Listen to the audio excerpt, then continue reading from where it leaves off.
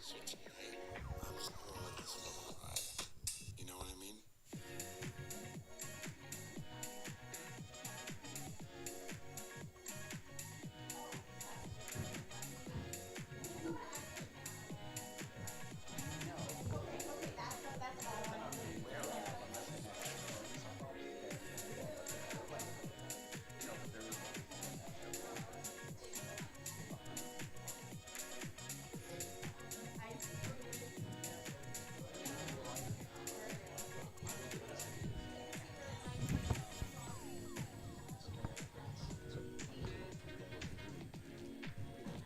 Yeah, yeah. My goal was always to rate something I could be in, but rating just took off faster. I did 3 really writing fellowships. Like it wasn't When you full work board. a special vibe. And then I worked in teachers. Start a little late.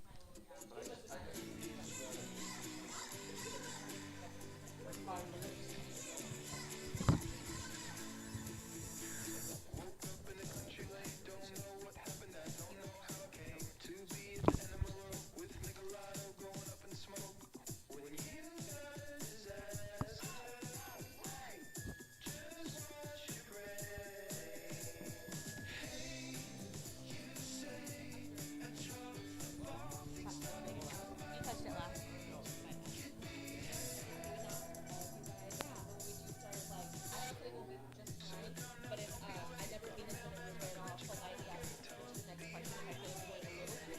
Yeah,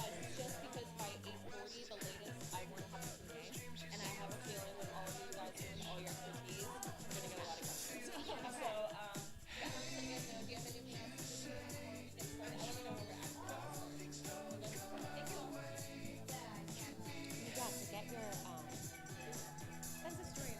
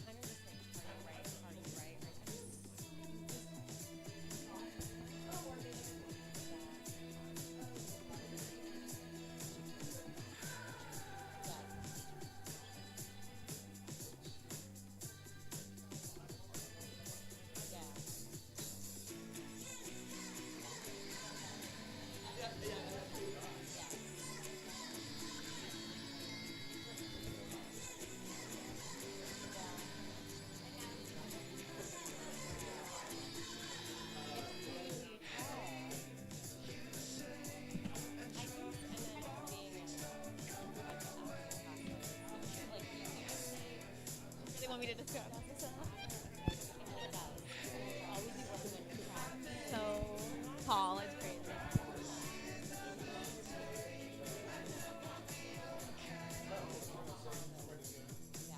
Graceful 35, and but I like have a.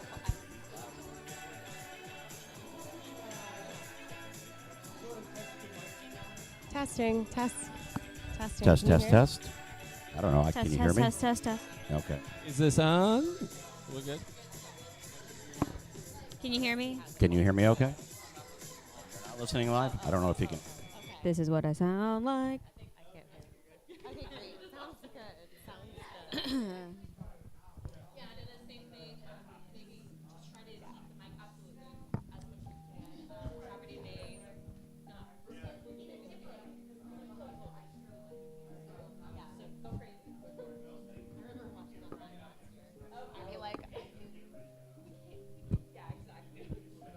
I'm Steph, by the way. I'm Jenna. Jenna, nice to meet you. Nice to meet you. Joe, nice to meet you. Did you all have shows this year or last year? Same. It's called D&D Betches. Yeah. What were your shows? Oh, okay, yes. How, are you doing it again this year?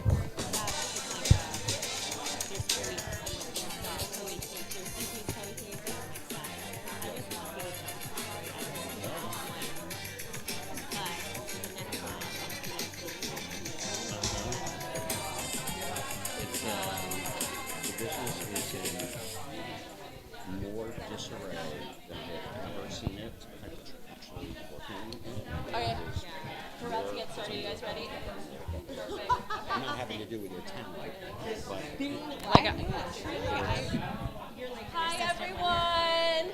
Hi. Hello, everyone. Okay, and then just for any confusion, the microphones, you're not going to hear it in here. It's for our live streamers. So, by the way, we'll talk very loudly just for all of you. Hi. How's it going? Someone answered. Great. I'm glad to hear it. Perfect. All right. Well, my name is Jeanette. I am the marketing operations manager here at Hollywood Fringe. We're so excited for our workshop number 5, marketing and ticketing. Thank you for all you guys here, and thank you for everyone tuning in online. So before we get started, I want to do a land acknowledgement. So the Hollywood Fringe acknowledges that we are on the unceded lands of the Tongva, Quiche, Gabrielinos, and Gabrieleños. A land acknowledgement is a formal statement that recognizes and honors the indigenous peoples of the land we presently reside and or work on. Our statement serves as a practice as we commit to furthering our connection to the indigenous communities past, present, and emerging. So as we continue, we have some incredible panelists here. Hi, come on in, take a seat wherever.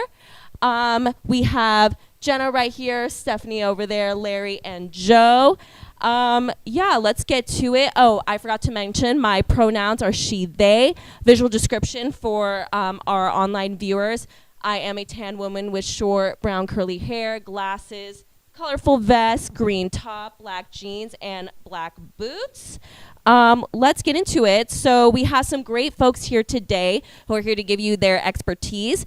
Before we get to everything, I have a bunch of cute little general announcements for everyone that I'm going to speed through as efficiently as I can. They're very important, but we want to get started soon. And again, want to acknowledge again that we are on a live stream and recording this meeting for our YouTube channel. So after today, it should be uploaded to our workshops playlist on YouTube at Hollywood Fringe. So make sure you take a look there. Hi, live streamers who are joining us virtually. So let me just make sure I have the correct thing on here. Perfect. All right. So we have some other upcoming workshops, town halls, and events. So we always have tons of educational and networking events on our schedule this year, all designed to prepare you for a successful Fringe run. You can always go to hollywoodfringe.org/events to see upcoming events. We're always going to keep that page updated for y'all. We got town halls, which are in person and live streamed, where we give you the download of everything you need to know ahead of Fringe. We've also got workshops and panels like today, sometimes digital, sometimes in person, but again, always live streamed. And where we have experienced Fringe veterans here who share best practices on specific topics.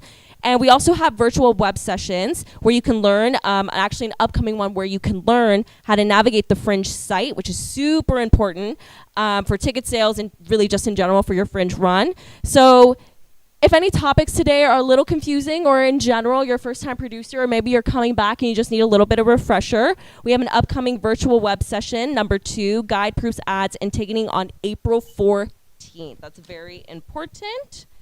All right. And then, of course, we have networking events. So our first weekly office hours begin tomorrow, March 26th. It's going to be 7 to 10 p.m. at the Palm and the Pine. This is such an incredible opportunity to meet fellow Fringers, network, make friends, ask questions in person. I will be there as well. So if there's anything today, you're like, wait, I didn't really quite understand what Jeanette was saying. Well, I'll be there in person, and you can ask me then too. And you could just start marketing your show. That'll be very important as well. We really highly encourage participants to come as many office hours as they can. And again, I will be there. So locations for those upcoming, I believe the next 9 weeks of the office hours are currently up on our events page. Again, hollywoodfringe.org/events. Speaking of all those fun dates, I'm going to go through the really big important ones for our upcoming festival. So April 15th. Registration deadline. You must register by this date to be listed in our printed guide. April 20th, guide ads and proofs deadline. So this is a day you must have your final proofs approved if you're purchasing an ad in our guide. May 1st, tickets go on sale. June 5th to 10th, we have our previews. June 11th, we have our opening night party. June 12th to the 29th is the actual Hollywood Fringe Festival. And then June 30th, we have the awards and closing night party. So again, all of this information is going to be on hollywoodfringe.org/events. We'll continue to send our updates in our weekly newsletter. Once you register, you should be subscribed to that participant newsletter. I actually am the one who sends those out. So does Roddy. If there's any mistakes, it's Roddy's fault. But if you really like it, it's all me. But that being said, I'm going to say this now, and I might mention this throughout. Make sure on your account, because the email that we're going to be sending it to is the email you use to create a Hollywood Fringe account. Make sure that email is correct, or that's an email you actually look at. I worked this summer as a community coordinator. One of the issues we had where people were like, I'm not receiving a newsletter. And I'm like, well, that's a problem. We look, you're like, oh, there's a typo in your email. So make sure that is correct. And we send those every week. Super important information. We're going to talk about code of conduct. So we don't have many rules at Fringe, but we do take our code of conduct very seriously. If you register as a project, you and your team will be held accountable for your actions that you participate in the festival, as you should at any professional setting you choose to take part in. Please read the full code of conduct at hollywoodfringe.org/conduct. Remember to share the community ethos and code of conduct with your team. And I will also be plugging this throughout. Make sure you go to hollywoodfringe.org/participants. It has a participant packet. It has all of this information I just said in there in one place. Makes it easy peasy for you. Again, quick notes, make sure you're signed up to receive the emails. Make sure that email is correct. For some reason, if you're not receiving them and you've registered, just send us an email, support@hollywoodfringe.org. We'll get you on there. Follow us on social media, Instagram and Facebook. Join our Facebook group at Hollywood Fringe. And if you're posting anything Fringe related, use hashtag HFF25 so we can start building that community and we can see what everyone is up to. And again, any questions, comments, concerns in general, send us an email, support@hollywoodfringe.org as we continue on. Okay, we did that. So, moving on. Woo, yeah. Yeah, we're getting started. All right. So, let's get started. So, I'm going to get started by introducing our incredible panelists we have here. Now, just so you know where I'm coming from, not only do I work as Hollywood Fringe as the marketing operations manager, this past summer I was a community coordinator, mostly in Fringe Central, trying to engage the audience and artists together. before that, in 2022, which is like horrible to say out loud, I was a scholarship recipient actually at Hollywood Fringe, and I had a show.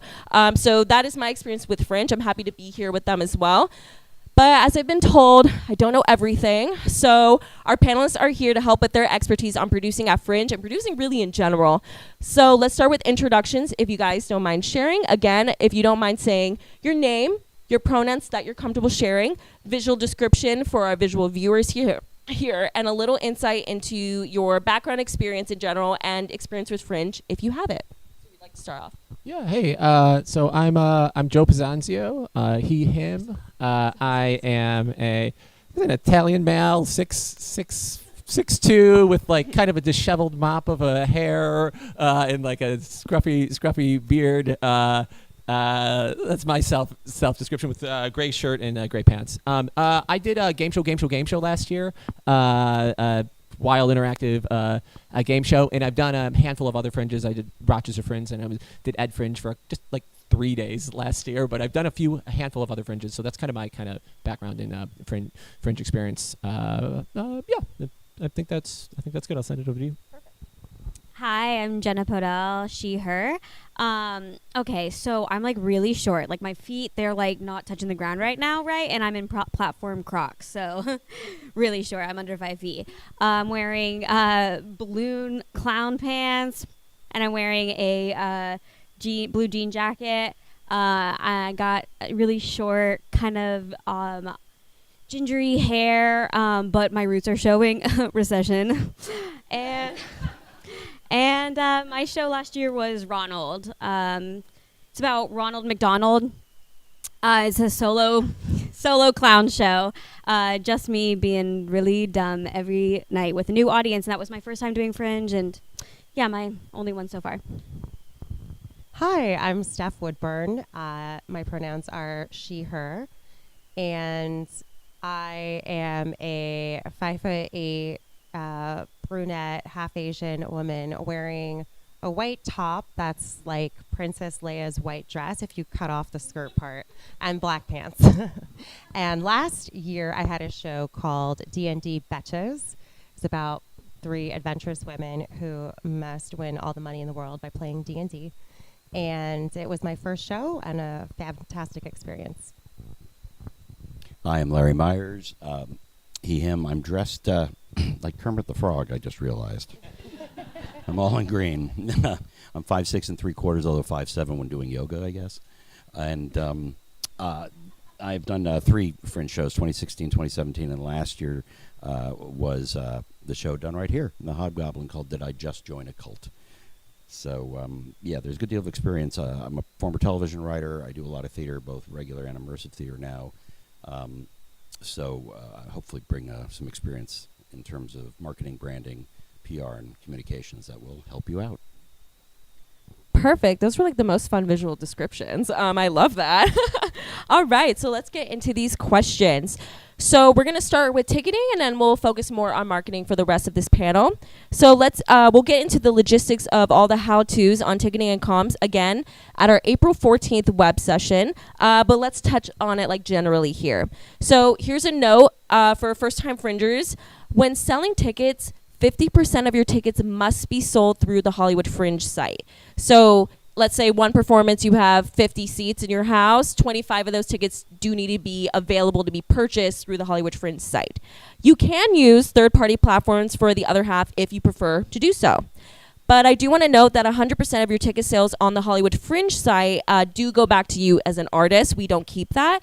Some third-party platforms may take a cut of your tickets. So it's just something to be aware of if you're exploring those options. You can always just sell your tickets on the Fringe site too. So question for our panelists, whoever wants to pop in. Let's quickly talk about the average ticket prices and what you recommend setting the ticket prices at. So last festival, the average ticket price was $15, and then the average price sold was $10.71. So that meaning, you know, originally listed as like 15, and then with like discounts, comps, all that stuff, it kind of went down to $10.71, just an average, depending on cast size, of course. So how do you set your ticket prices, and what do you recommend setting ticket prices at, if anyone wants to pop in? I mean, I'll say one thing. I think do do the math on like how much you're spending and actually figure out like the number of tickets you're gonna have to sell in order to break an even point, and figure out that realistic numbers. Like, can I get 20 people to come to my show for 5 shows? You know, like, okay, that would be my break even point or whatever. But go through and all the spending you're spending on marketing and the show, whatever, and kind of understand what those numbers, and let that kind of inform you on what you should do your tickets at. And then also look at the history of like, okay, $15 was the average last year. What are people actually going to spend? But know that math in your head when you're deciding that stuff.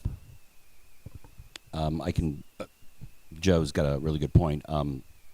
In the 3 shows that I've done, going back to 2016, every single time I had 150 people, like within 5.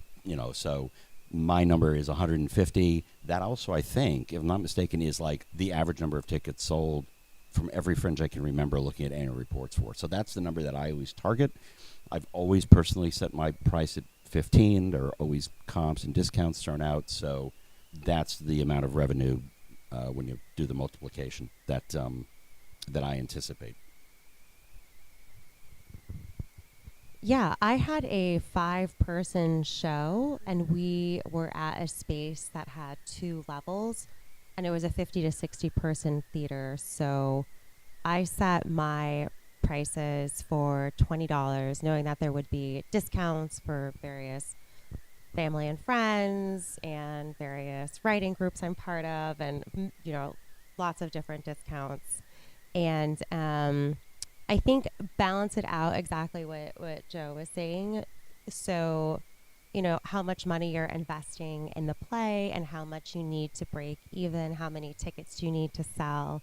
So I would aim to sell out every show, but it's also like balancing that, I think, with your day job. How much time do you have to push into the marketing and ticketing? How much are you spending your time, your money? And then balancing that to make sure there's a road to break even. I would definitely not recommend saying like, okay, I'm not sure how much I'm spending, so we'll just price it here, because then you're not, unless you have money to burn, which I don't know that any of us do. So yeah, just being mindful of like approximate spend and then approximate cost you can recoup.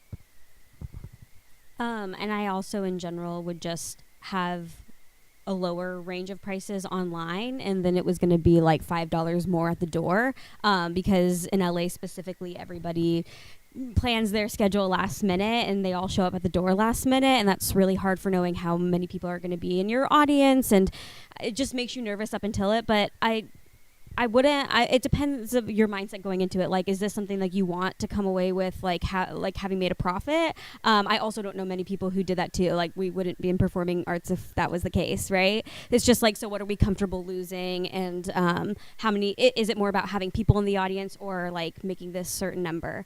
And then, yeah, just make them more expensive at the door, because it's like, but plan your life earlier, please. Yeah, those are all really great. I think that's a really good point too, of like, you can set it at this price knowing you have a little bit of wiggle room. And like, Jen and Joe, you both had like solo shows and you had a cast of 5. So those are all things to consider. I think also a good thing to mention is just make sure you have a budget before you go in. Like, just make sure everything's some people don't, and hey, I get it. But it is very important to have, and that's what you'd base it on. Speaking of which, let's just talk about discounts and comp tickets right now.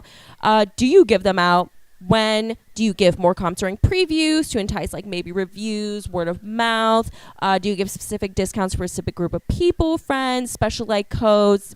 What do you guys think about that? So many discount codes.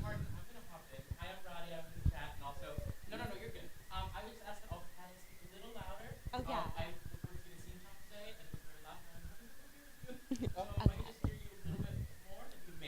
This is for Roddy. Yes. Okay. Wait, what was the question? About discounts, comps, specialized codes. What was your strategy with that? So many discount codes. You're going to give your most discount codes probably like the week leading up to Fringe, because it's going to be for other like Fringe performers. They've now seen your posters at office hours and stuff, and you make friends and they just want to see your material too. In that case, I give a lot of like comp swaps. So like I'll go see your show if you come see my show, and it's like no money on either side. But you know you're probably gonna want to go see other people's shows as well. That's it for now. I think as early as possible. What happens is that the week leading up to it, people start to panic if they feel like they haven't sold enough. So the last office hours, everyone's like, let's swap, please come see my show, I'll come see yours, I just want to fill seats. It's like at the beginning you have like, okay, my price is here, then it like lowers. But as far as, I would just recommend selling as early as you can and knowing the dates, getting the word out to your friends. Think of who's coming, think of what discounts you can create for each group that you're part of in LA. It could be like your neighbors, it could be your place of work, it could be like any circle. People like to feel included. And for comps, I would think about what your career goals are. I am a film and TV writer, so I want to give comps to my mentors who, for example, I did the CBS TV Writing Fellowship. It's important to me that my mentors in the program who are VPs of comedy would come. So I was like, hey, please, I would love for you to come. And then you send those tickets to them. Or if you're an actor and you want someone to see you in this performance, like, hey, I would love for you to come. I'll put a reserve sign on the seat, bottle of water there for you. Just make it special for the person who you want to come see, because you're putting this art on for you. And yeah, that's how I would think about for comps. Oh, fine.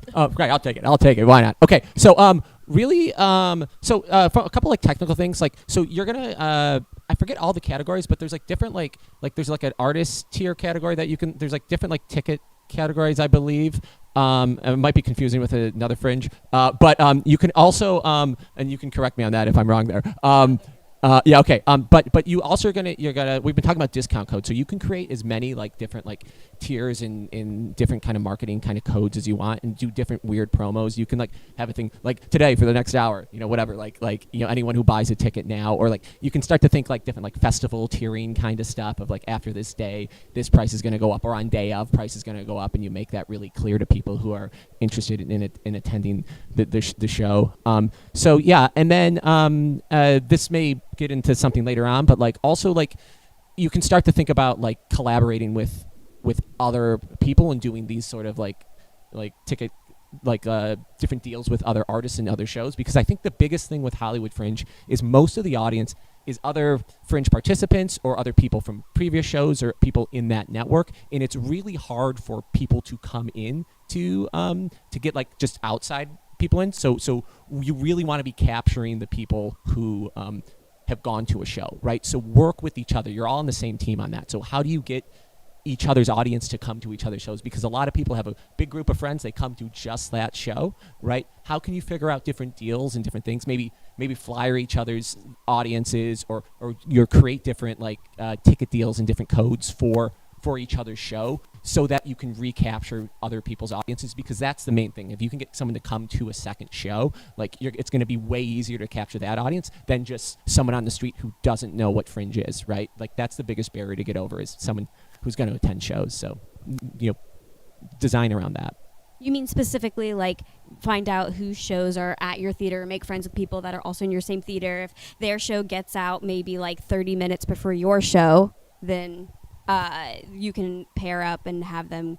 It's just right. It's right there. It's right. Same theater. So you don't have to. You can get a coffee. You can get a drink downstairs. Like a lot of theaters have bars, and then just like come see my show. So. Yeah, I think that's one tactic, right? Like, I think that's one tactic, but and start to like brainstorm and do weird tactics and all sorts of stuff. Like, you can put a million different like discount codes or whatever. Go crazy with them. Like, I had like 20 different codes. Like every day I had a different thing. I had a specific one on a hidden QR code that like there's you could play. No one used it, but like it was too hidden. But I was playing with it, right? So you have that ability to do it. But really, I think it's really the community piece of it that's the most important. Yeah, I'd say that imagination is very much your friend in all of marketing and ticketing and so on. Also think about when coming to discounts, think about how the retail world works, which is, Macy's end of, winter is coming up, got to make room for the spring inventory, so they're going to discount stuff. The other thing is to think about that at what point do you want to start moving your inventory of tickets, knowing that people do tend to buy at the last minute. The other thing, I tried it last year. I honestly don't know if it did any good or not. But, when I went to a Fringe event and it was there for 2 hours, I would change the ticket price to a discounted price for those 2 hours only. So as I was pitching to people and talking to people and say, we're on sale till 10 p.m. So there are no bad ideas. Give everything a try. If it sparks you, if you think, oh, that's worth a try, yeah, try it. See what happens. It's also a great opportunity to dream big, because if you have an IMDb Pro account, you can look up everybody's emails and get creative with it, like send an email, be like, I have a free ticket for you for my show. Like some of these people, who knows? You never know. Some people, their job is to scout and they will come, but like dream big, girl. Also, I want to say one more thing about comp swap is really huge at Hollywood Fringe, and be careful with it, particularly if you have a smaller audience and a good show. A lot of people I ran into, like their show picked up and then half of their ticket they would have sold tickets, right? So you can start to think about comp swaps or rush tickets or certain deals of like, hey, if there's a space in my audience, you can come to it, kind of stuff. But like, especially if you have a smaller theater, just start to be careful with the comp swaps. However, also, it's great because you get to see a ton of shows and you make a bunch of friends that way too, and you can fill seats in the audience. Just pay attention to that. Can I just to follow up very quickly? This is a great thought, which is IMDb Pro and whatever, and you want to maybe target a specific producer or an agent or whatever. They're not going to come, but you know who you should target, which is their assistant. Yeah, the assistants are the gatekeepers. They're the ones who are hungry and moving up. They want to discover someone. Very unlikely, to be honest, but not impossible. And one more thing, if you have a cast, maybe consider giving them a bunch of comps. So I gave each of our cast 20 comps and then a little more if they needed or wanted, because we had 300 seats to sell. So, thinking about you want, they're probably not earning the paycheck as an actor that they deserve in the Fringe, so just like figuring out what ways that you can also help everyone feel seen and heard. Yeah, these are all great points. Thank you so much. I love that too about giving comps too. Sometimes it's just like, maybe if my friend's in the show and then they use a comp with me, I'd be like, oh my God, I'm going to come back. I'll buy a ticket next time and I'll bring a friend, right? That's, it's a good thing to think about. I honestly, I do know in the web session, we'll talk more about this too, but like, don't, maybe have like 5, if you're going to give out comps and stuff, you can always do it for a discount goes for specific performances, not just the whole run too. So maybe you're like, oh, I know I gave out some comps for like my, I don't know, like June, like 15th performance of this day. I want to make sure those people are able to come. Let me just make sure I change the house size to 35 instead of 40, so I have those 5 available. We'll learn more about that in a web session, but there's just little tactics too. But let's get into the last question about ticketing before we jump into marketing. Let's talk audience size, which is kind of what we just talked about too. How do you set expectations when it comes to audience size at Fringe? How do you define and set realistic audience goals when picking a venue, budgeting for a show, so on? Anyone have any tips, hot tips? Well, after 3 shows now with 150 exact people every time, I would do 5 shows of 30 seats. That's what I would do going forward. I was actually here last year in this theater, which I guess is a little bitter, is about 50. So I was always at least 2/3 full. So that was encouraging, because it's much better to have a smaller venue that feels full to you. At least for me as a performer, the energy changes when it's, versus say 10 or 11 or 12 people in a 50-seat theater. I wanted a theater that looked like a castle. So I just went online and I looked up all the different things in the theaters, and I really loved McCadden Theater. So I said, hey, let me make an appointment. Let me book. I went super early, and I think I booked in March or whenever, just because then maybe you might get some good dates. You might, make sure that they know it's a priority. You want to shoot there, meet with them, not shoot, but like, do your show. And, yeah, so I kind of went based on the design I had in my head. I wanted it 2 levels. So also if you have something specific like that, think about that. There's some seating that's surrounded, so you have to be able to like look to all sides. Do you want that? Do you want just outward? Consider all these things as you're booking your space, but also booking your space as early as possible. is really Please. helpful. Also, like if you can sell out a space, all of a sudden your show is more buzzy, right? So that becomes more of a marketing thing of like, oh shoot, they sold out. I better buy my ticket for the next one right away, right? That starts to roll, you know. So it often will work better in your sense. My case, I signed up late. I had the main stage Broadwater for my solo show. It was great, like because I needed a playground for people to run around on, and kind of why I went with that space. But it's, you know, I think I had to sell at least like, you know, 30 plus tickets a show in order to break even on that, and like that becomes, you know, stressful as a solo producer and creator of a show, right? So there's limits there, but I think go. I would almost go smaller and do more show dates. I think a lot of successful shows did that, and then often if you're selling out shows, the venue will offer you another date to extend your show as well. Maybe a few weeks after Fringe or when they have availability, but that often happens because you're going to sell tickets, and if you're selling out, likely they'll offer you another date. So depends on the venue, but that happened quite a bit if people are selling out shows.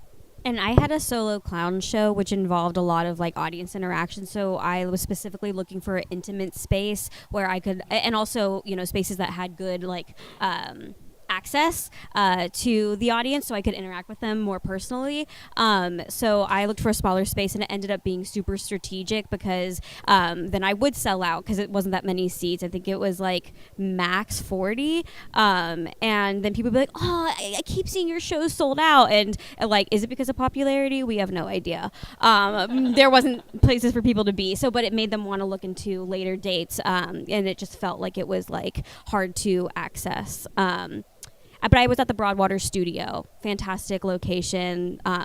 Really easy. But also think about if you ever want to film your show, it wasn't necessarily conducive for filming. So just also know like the purpose. But my priority was live theater and that interaction with the audience. So that's what I prioritized in the space. Yeah, and as we transition to, I just want to make one note too. Something that I know we've talked about, or I've heard is a good tip for Fringe too, is just maybe when you're budgeting, maybe try to budget that you're going to sell 40 to 60% of your house. So if you sell 100% of your house, slay. That's so amazing. Like, cool, happy surprise. But at least you budgeted for less, so you're not going to be like super stuck in anything. But thank you all so much, and now we're going to transition to marketing. Okay, so I'm going to have some little spiel before we get into the questions again, and then we'll get started. So when it comes to marketing, you are responsible for your individual show. We, Hollywood Fringe staff here, market the festival as a whole. We have pull signs in Hollywood. We send out press releases, work on getting partners in the area, working involved with the festival, get our printed guide into local businesses, all that really fun stuff for the whole festival, but you are responsible for your individual show. Speaking of the printed guide is 100 pages of how to Fringe for audiences.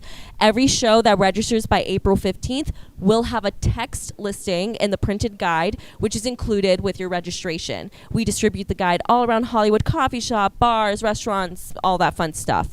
You can also, on top of that, purchase an ad in the printed guide with your show imagery, business information, all that fun stuff.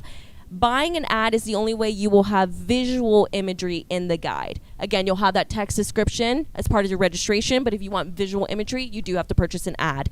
And that is a great way to show off your branding if you have any. Guide ads start at $125 for registered participants. More info again on hollywoodfringe.org/participants. We don't make any money off of this. We really do this solely to help promote your shows. The guide really does pay for itself. And also, it depends on your audience and your visual. If you don't really have, maybe the visual branding isn't like in your show isn't that important and you're kind of going back and forth, maybe the visual ad in the guide is not for you, and that's okay. If it is, maybe that's something to consider to put in your budget. All is good is just another option. You have so many to market your beautiful, amazing shows. If you want to have the inside cover or centerfold of the guide as your ad space, we will run a premium auction only for those who have already purchased a guide ad starting like late April. If you purchase an ad, you will automatically receive an email on how to enter. Again, make sure that email is correct and you check your inbox for that so you don't miss that if you're interested in that. Again, we're going to do some important dates. You must register by April 15th to be included in a printed guide with your text description. This means you've booked a venue and they've made a deal on the Hollywood Fringe website. And of course, you paid your registration fee to be a part of the festival itself. You must approve your printed guide listing and purchase plus upload any printed guide advertisements by April 20th. We will send all sorts of proofing information via email to look out for that. So again, update that email. Make sure you're registered for the festival before purchasing ads, so you get that participant discount for 50% off the listed guide prices. You can purchase digital ads at any time leading up to the festival. We have all sorts of templates and information on our website, hollywoodfringe.org/ads, and you can purchase at hollywoodfringe.org/market. This includes Canva templates. We love Canva, which is completely free design software. We recommend for you to use for your marketing materials. You can make postcards, social media posts, all that fun stuff. And again, about that participant packets, here's some more discounts in case you weren't aware. We have some discounts from graphic designers, Denim Adelaide, Julia McIsaac, Madeline Paley, Jenny McNabb. We have some printing discounts from 2 amazing local print shops, Minuteman Hollywood, Arnold the Printer. If you want to get the word out about your show through a special media package, reach out to NoHo Arts District. And special Fringe event and marketing opportunities through the LA Female Playwrights Initiative, and so much more. Again, check out the participant packet. It has so much detail in there for you. Now, back to our incredible panelists. Let's talk about marketing budget. So how do you factor marketing into your budget? Is it a large or small percentage of your overall budget? What was the approximate percentage that you spent on marketing, do you think? I know it's a little bit of a thinking question. It's been a year of sleep since then. Right. Slumber, hibernation. My recollection is that most of my marketing went into the creation of postcards, but also just like some kind of an object that I was able to hand out that was directly relevant to my show. I'm not throwing bubblegum pieces out at everybody and, having a piñata there. Oh, that's not a bad idea, though. But did I just join a cult? That was my show last year. I thought, okay, what's going on? The color red was important in the show, so I bought 250 red glow sticks and printed the name of the show with a QR code on it, and just handed them out at the shows. And that was sort of unexpectedly successful because I would hand this out to people, and people would go, "Oh, did I just join a cult?" And all of a sudden I realized, oh my gosh, wait, they're engaging me, and this seems to work, and I didn't even think about that. Plus, everyone loves glow sticks. I just stumbled on that, all right? So it's like there are no dumb ideas. You never know. So I think it's like things like that, and you have to be, I say you have to be thoughtful about it. I didn't even think enough about how that would go. So what are you handing to a person? How does it directly relate to your show? How does it create an interaction with you? Is there a reason for someone to bring it home? I realized, oh, it's a glow stick. They can light their way to the car in the middle of Hollywood. That's not so bad. Use your imagination. And other than that, I put in some money into the impressions. I'm not actually sure whether or not that paid for itself, but they're so cheap that it kind of doesn't matter. You just want those impressions on the website to remind people that you're there. And then I don't know if anyone here or out in the world here has had experience with Facebook or Instagram ads, or just anything that will tell people about your show in a non-obnoxious, fun way is where I would put your money. You put all this work into your show. It's why the studios put so much money into their marketing for their movies, because otherwise nobody sees it.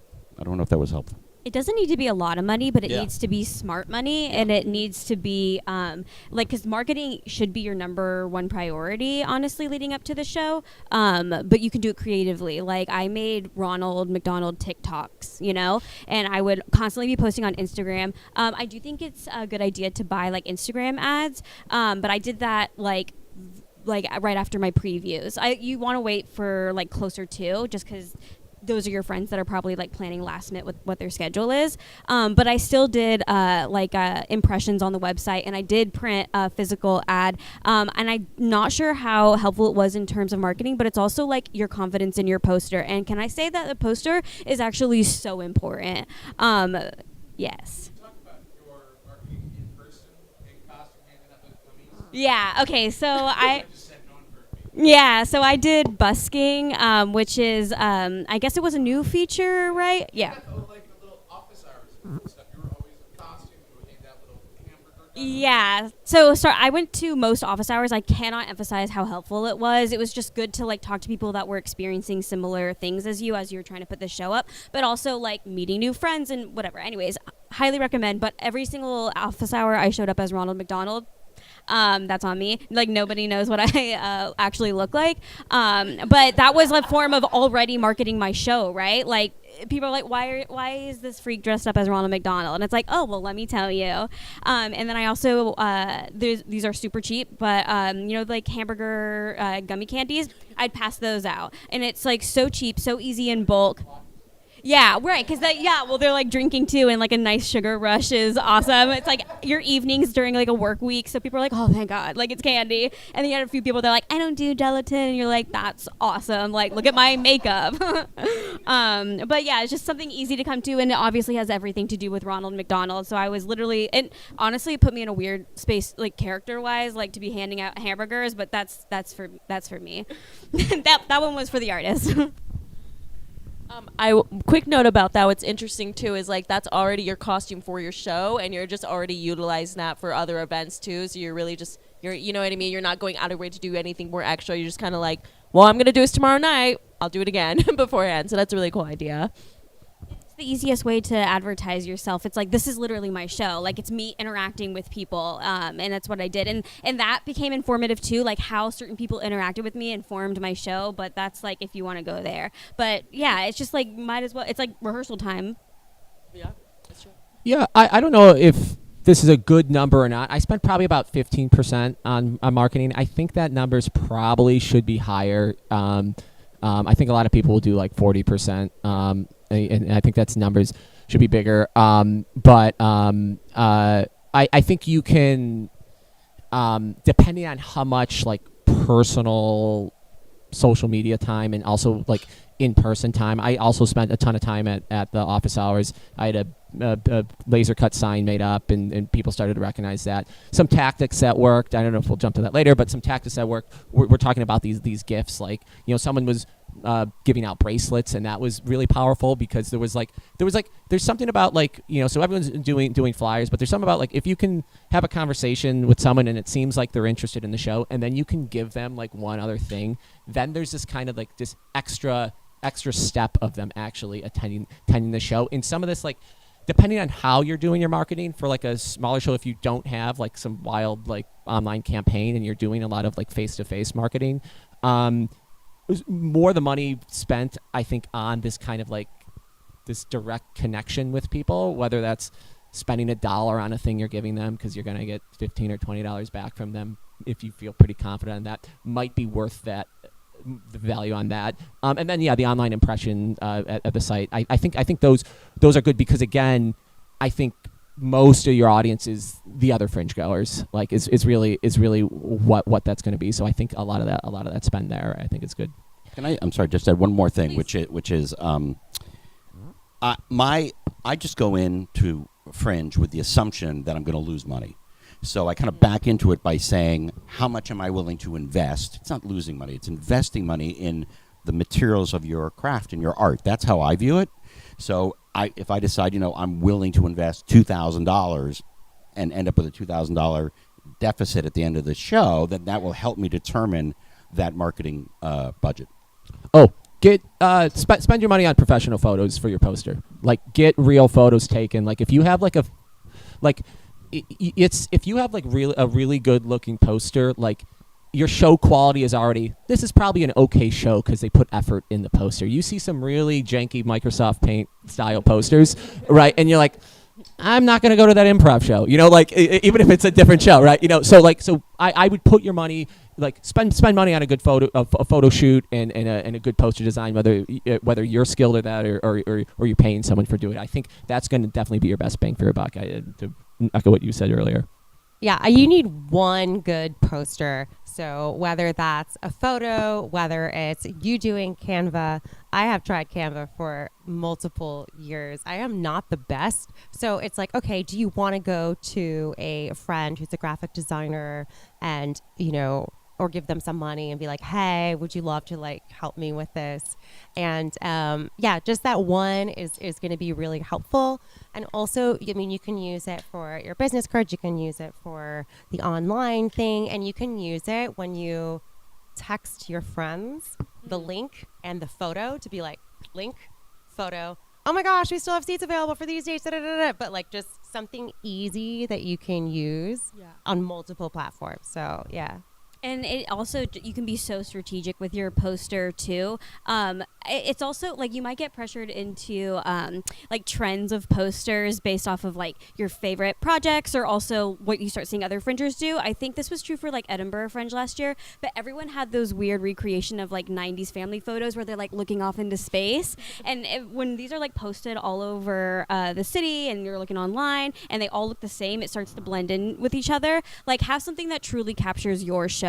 Mine was my face like painted as Ronald, but I feel like it was like caught in a performance. Like it was like emotion. Like it was like, okay, so the face is telling the story. Like it gave you a perfect idea of what kind of show you're going to go into. It was like messy, sloppy makeup. It's like, okay, so this is like Ricky Dink put together, and it was like clearly about Ronald McDonald, but like, why is he so sad, So be strategic. Yeah, absolutely. We'll continue on. These are all great points. One thing I do want to know about, I know, Larry, you mentioned QR codes. QR codes are great because they can be free, but make sure whatever like software website you're using, that's the case. Sometimes you do need to pay, and then you have this cute QR code and you spend all this money on your postcards or you put on your poster and then someone scans it and it's like non-existent. So just like make sure like all of those things are tested out before you spend money investing into like printed materials or you start sending it to people. That would be such a bummer. You put all that work. But yeah, I would say, it seems like a good tip. You spend all this time and money on your show, but you need people in seats. So I think it's good to allocate a good portion of your budget into marketing. Let's continue talking about that. Who and how do you decide who you're marketing to? Does your show, content, topic play a part in the communities you market to? What are effective ways of doing that to fringers, outside audience members, outside community members, I should say? And how can you expand so you don't only rely on the fringe community and circle to fill your audience? These are all mini questions, but again, I think the big focus is like, how do you figure out what your audience is and how to get to them?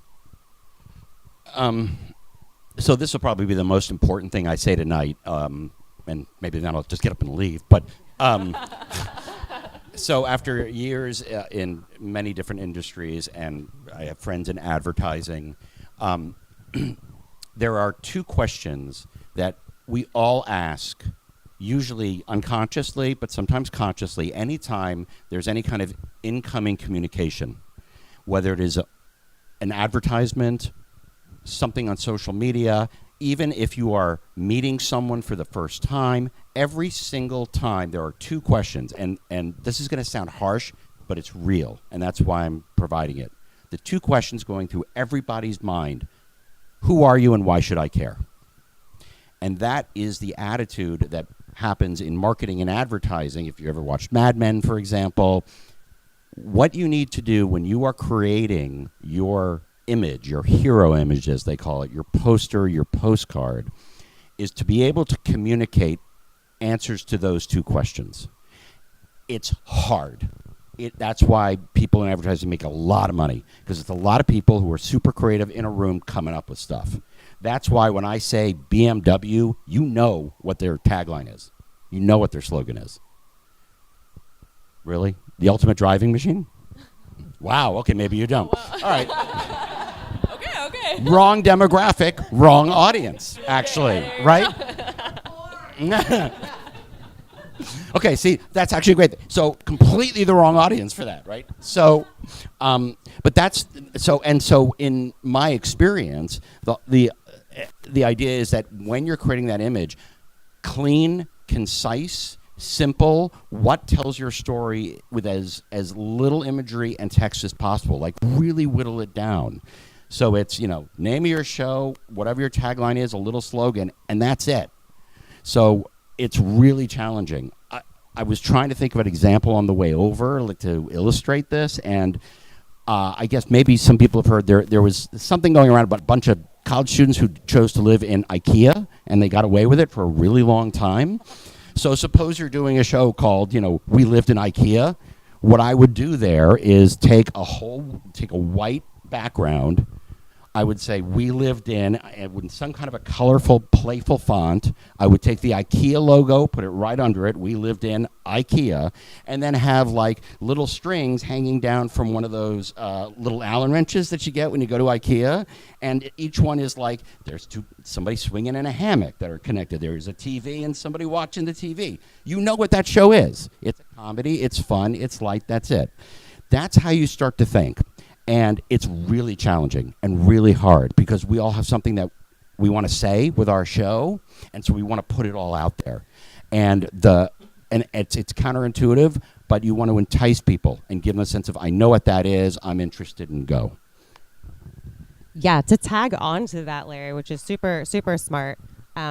I saw Ryan Murphy speak. He came into one of the writing fellowships that I did, and he said that the first thing he thinks of when he thinks of a show is the poster, which is probably not the traditional writer, way of thinking, but he thinks of the billboard poster and then comes up with the idea behind it.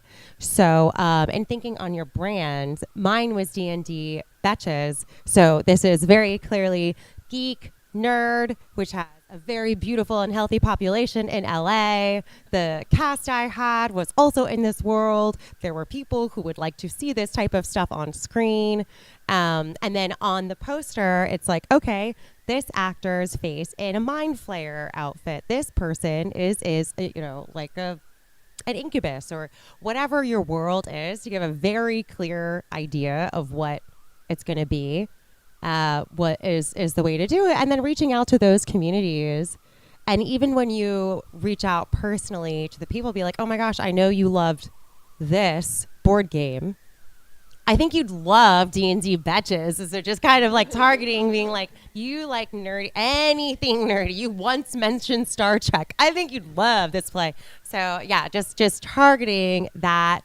If you wanted to, someone had mentioned to me leave your little business cards at Geeky Teas or in spaces that are for your population.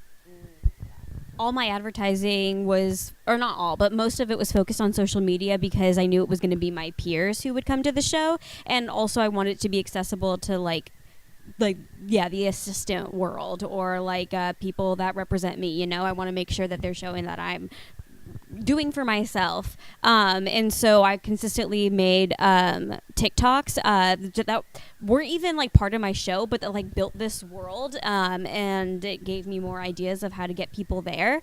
And then obviously just nonstop telling people about your show, posting about it all the time, and it's so annoying, but you have to do it. You have to do it. Yeah, I would also poll your friends too, tell them about your show and see kind of what communities you think would be interested in. Oh yeah, switch it. Oh, did I broke it? Okay. So what I'll say is what did I say? I forgot what I said. You guys heard me say.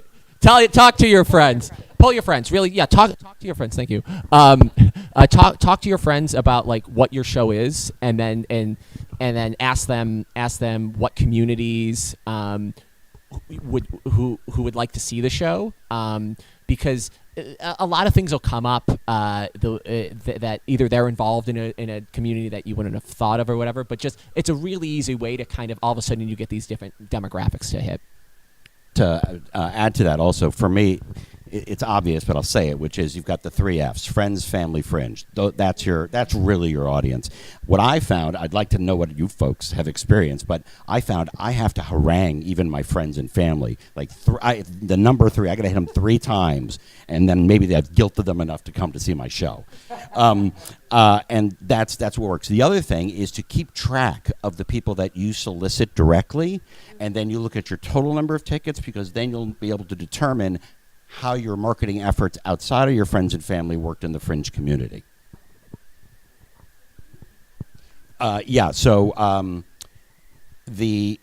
Keep track of who it is that you contact in your friends and family group, and by name, and keep track of who shows up to your show.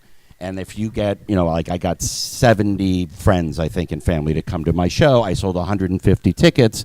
That told me that 80 other people outside of that group came to see my show, presumably Fringe folks.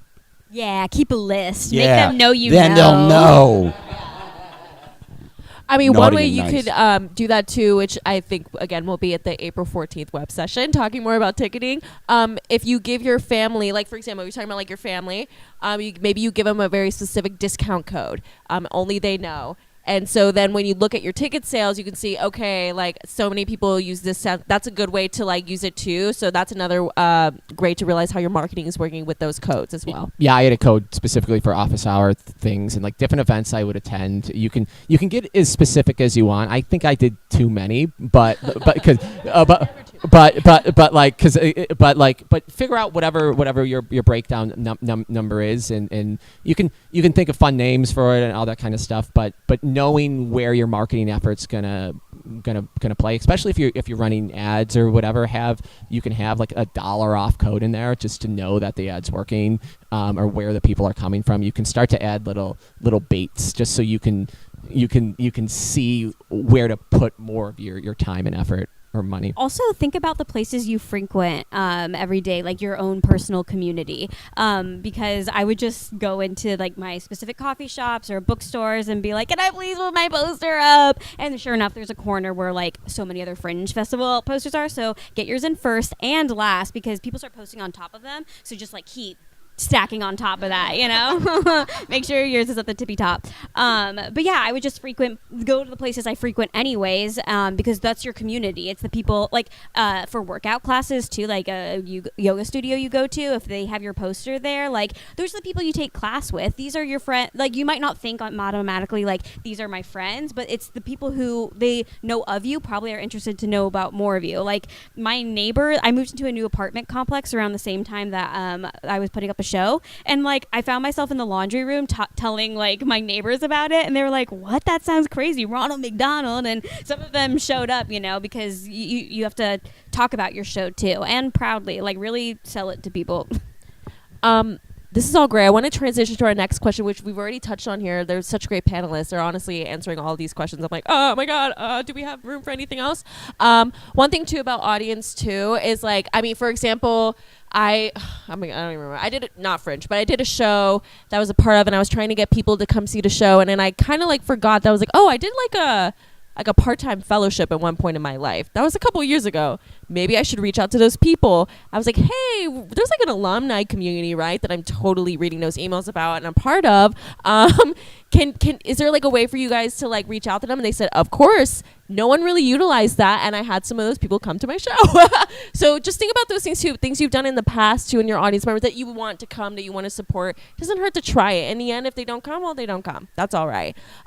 Next question. Office hours. We've talked about that a lot. Again, first one is tomorrow, 7 to 10, the Palm and the Pine. I'll be there.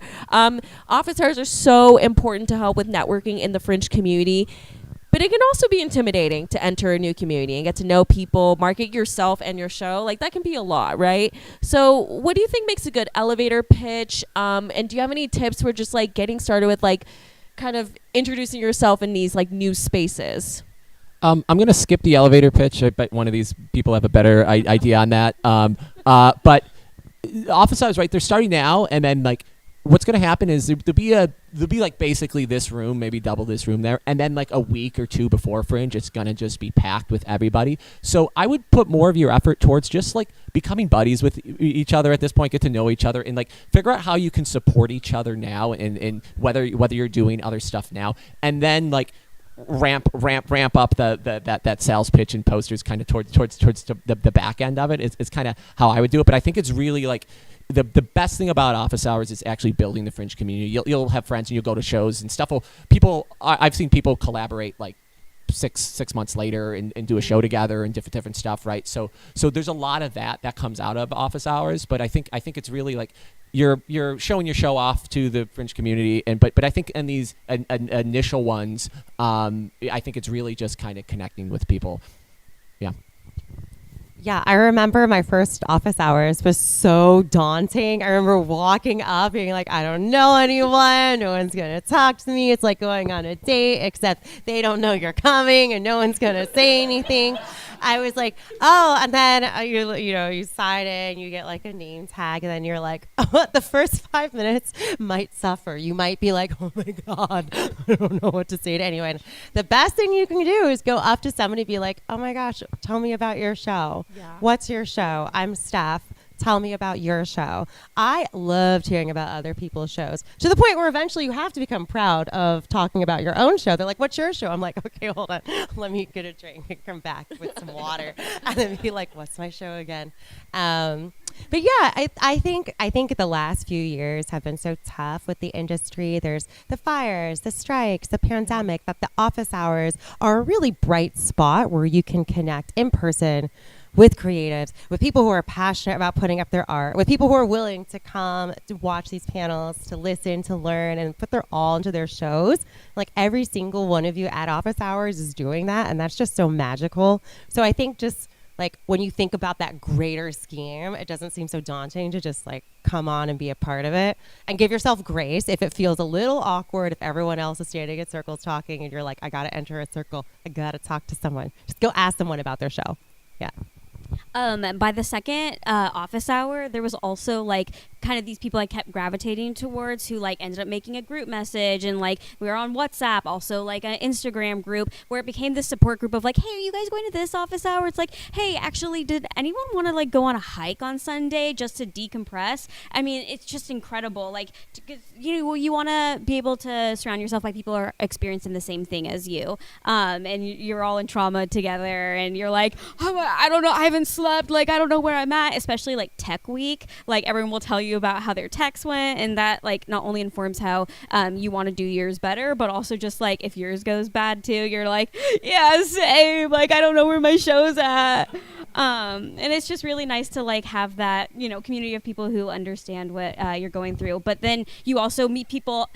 Actually, a good friend of mine, Philip Riley, did a show at last year's Hollywood Fringe Festival, and we now have a podcast we're working on called Friends for Now, which is like kind of about us. And it's like we met so many people at Fringe. We're like, wait, are these like friends for like ever or just now? And we'll go into it, but like Fringe was a part of that. It's like you're so close to these people, like, please get my tickets, like I love your idea, and they give you ideas on how to do your show better. And I recommend keeping in touch with them, or else you might be on a podcast.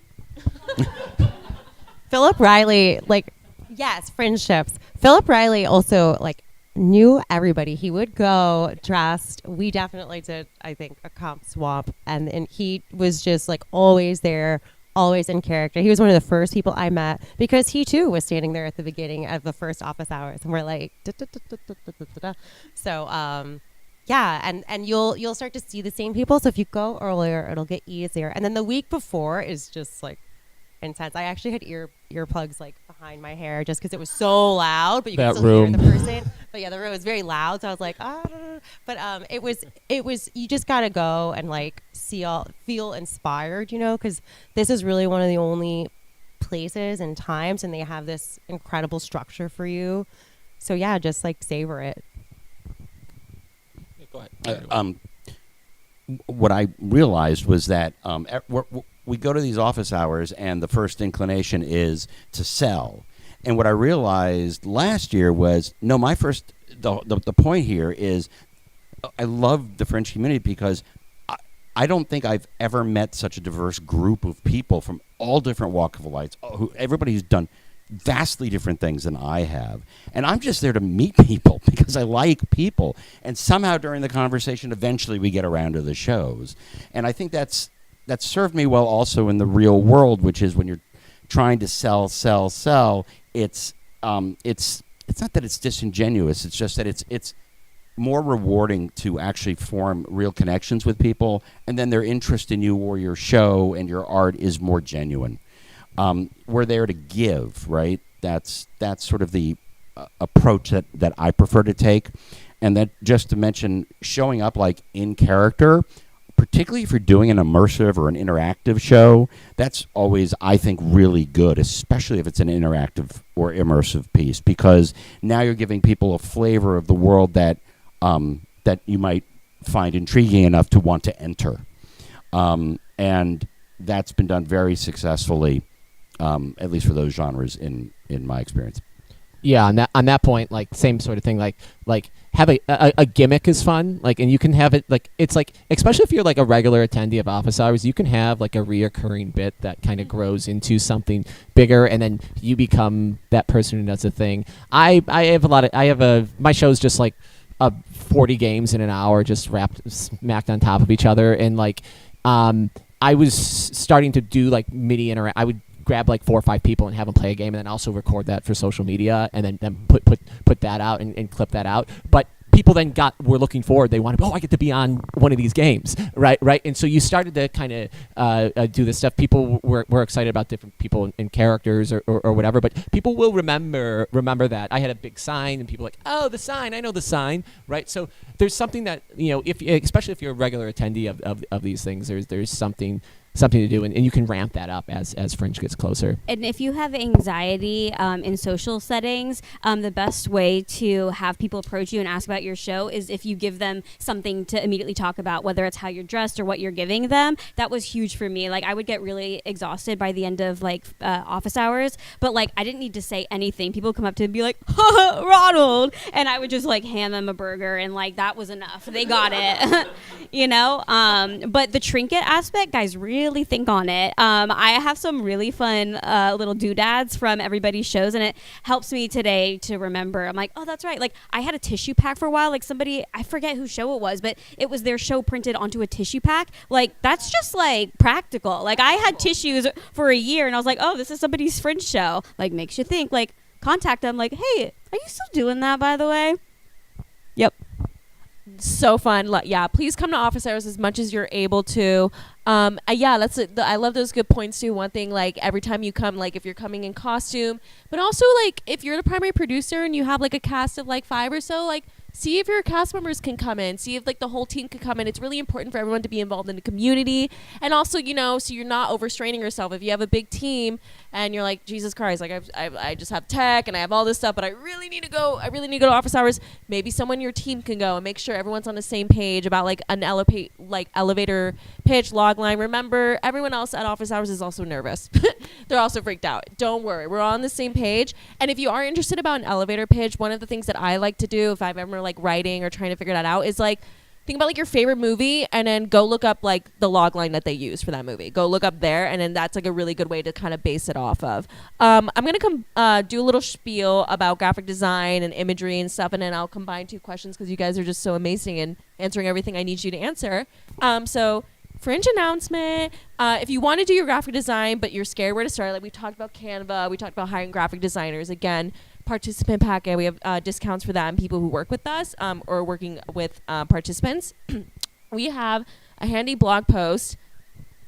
Okay, well, I'll say the URL and then I'll say how to search it because it's a little confusing. We have a handy blog post, hollywoodfringe.org/learn/article/6781.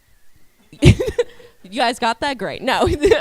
Or you could just honestly, this is what I did too to search and make sure like it's actually, you can actually find it. Just like go to Google and search Canva is your friend, Hollywood Fringe, and then that should have the blog post too. But that will give you a step-by-step process on how to use Canva. Canva is very user-friendly. If graphic design is not your passion, hey, I get it. One of my minors was actually like digital arts, graphic design, and I have a hard time with Illustrator and Photoshop, so I use Canva. We also have, again, graphic designers who offer their services at a discounted price and a participant pack if that's something you are interested in. But that all being said, I want to give an important note about copyright. Copyright, it does exist. That it's a big one, right? So be aware of the images, media, music that you use for your show. Music specifically in the participant pack. I know we actually talk about that. Make sure you have the rights for that. But with media, like if you don't own it, you make sure you have the rights. You have to purchase it, whatever that may be. Just be careful with that because it may come around and bite you in the butt later, and that's not very fun.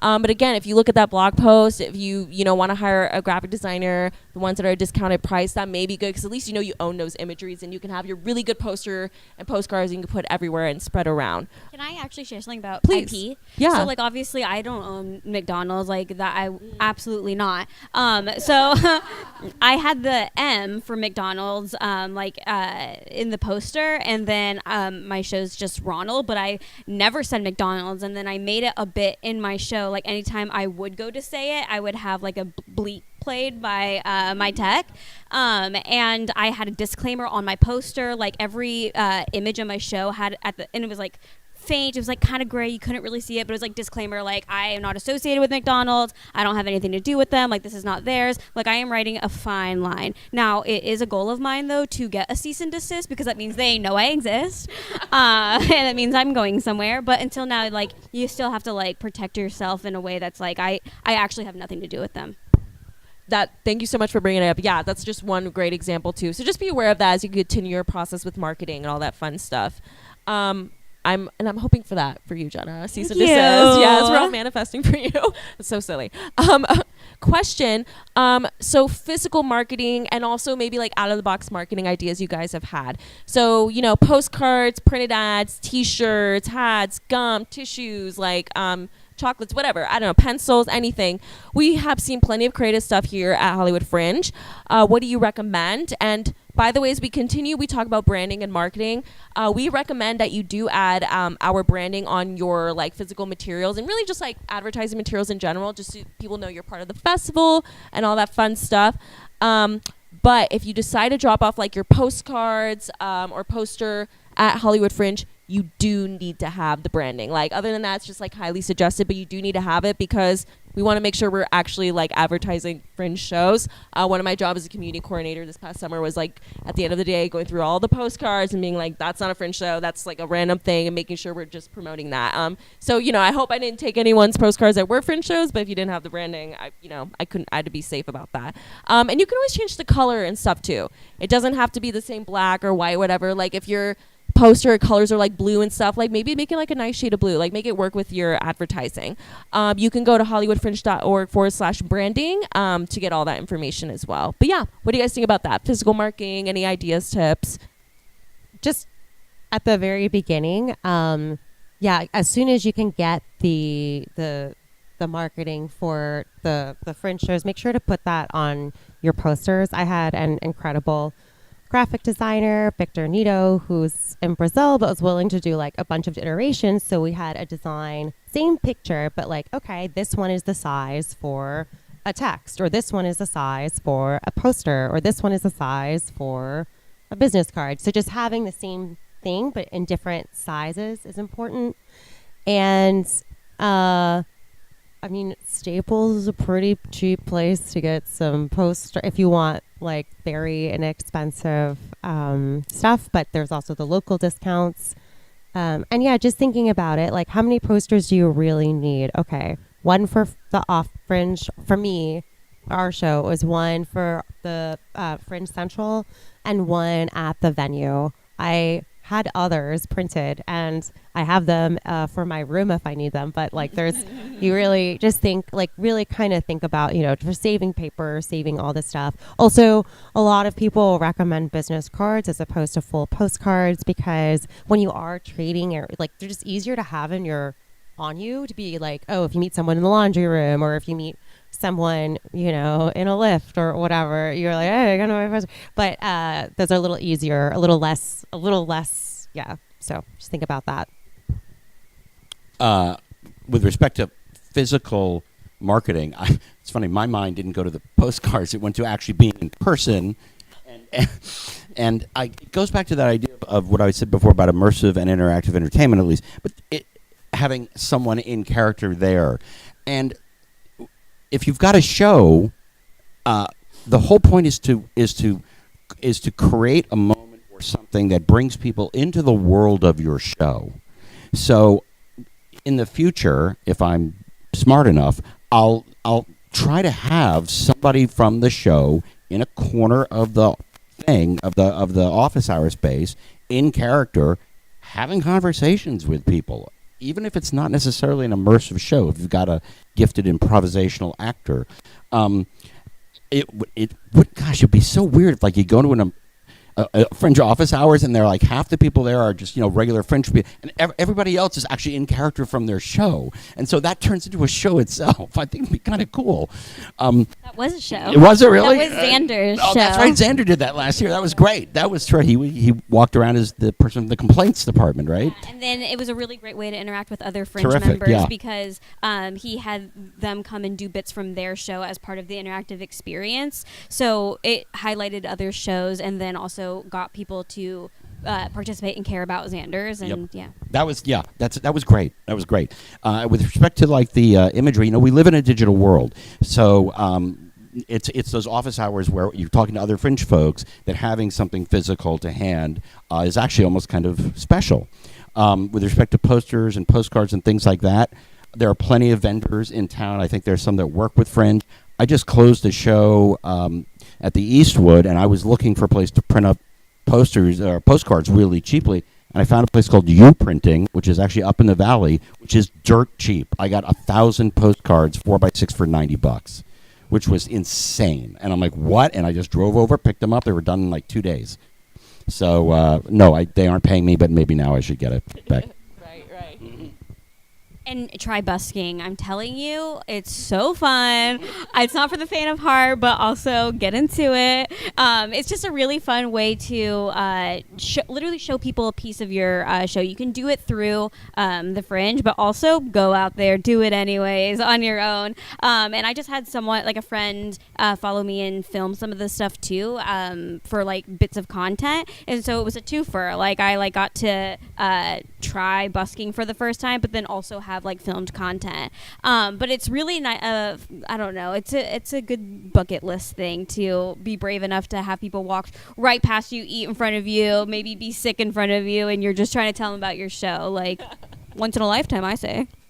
Do the door. Volunteer to do door for other people. Because you got a line, because again, the hardest barrier, again, I'm just going to rail on this, like the hardest barrier to get to is get someone to go to a show and understand what the Fringe is. It's a lot easier to get that audience to come to another show. So if you're doing door, people are just waiting for 15 minutes and you're their entertainment, right? And you can, oh, by the way, I have another show or whatever, right? So I know Mark's Best Man show, he was really all around the Broadwater, really working those audiences, and he sold out all his shows, right? So like really like those, you can flyer those audiences and people in line. Certain theaters, you know, you can check with certain theaters if they want that or not, but really work those lines of people and volunteer to help people do door, because then you just have a captive audience just chilling for 15 minutes and they have nothing to do and will be there to like listen to your show. So like, and plus you're helping out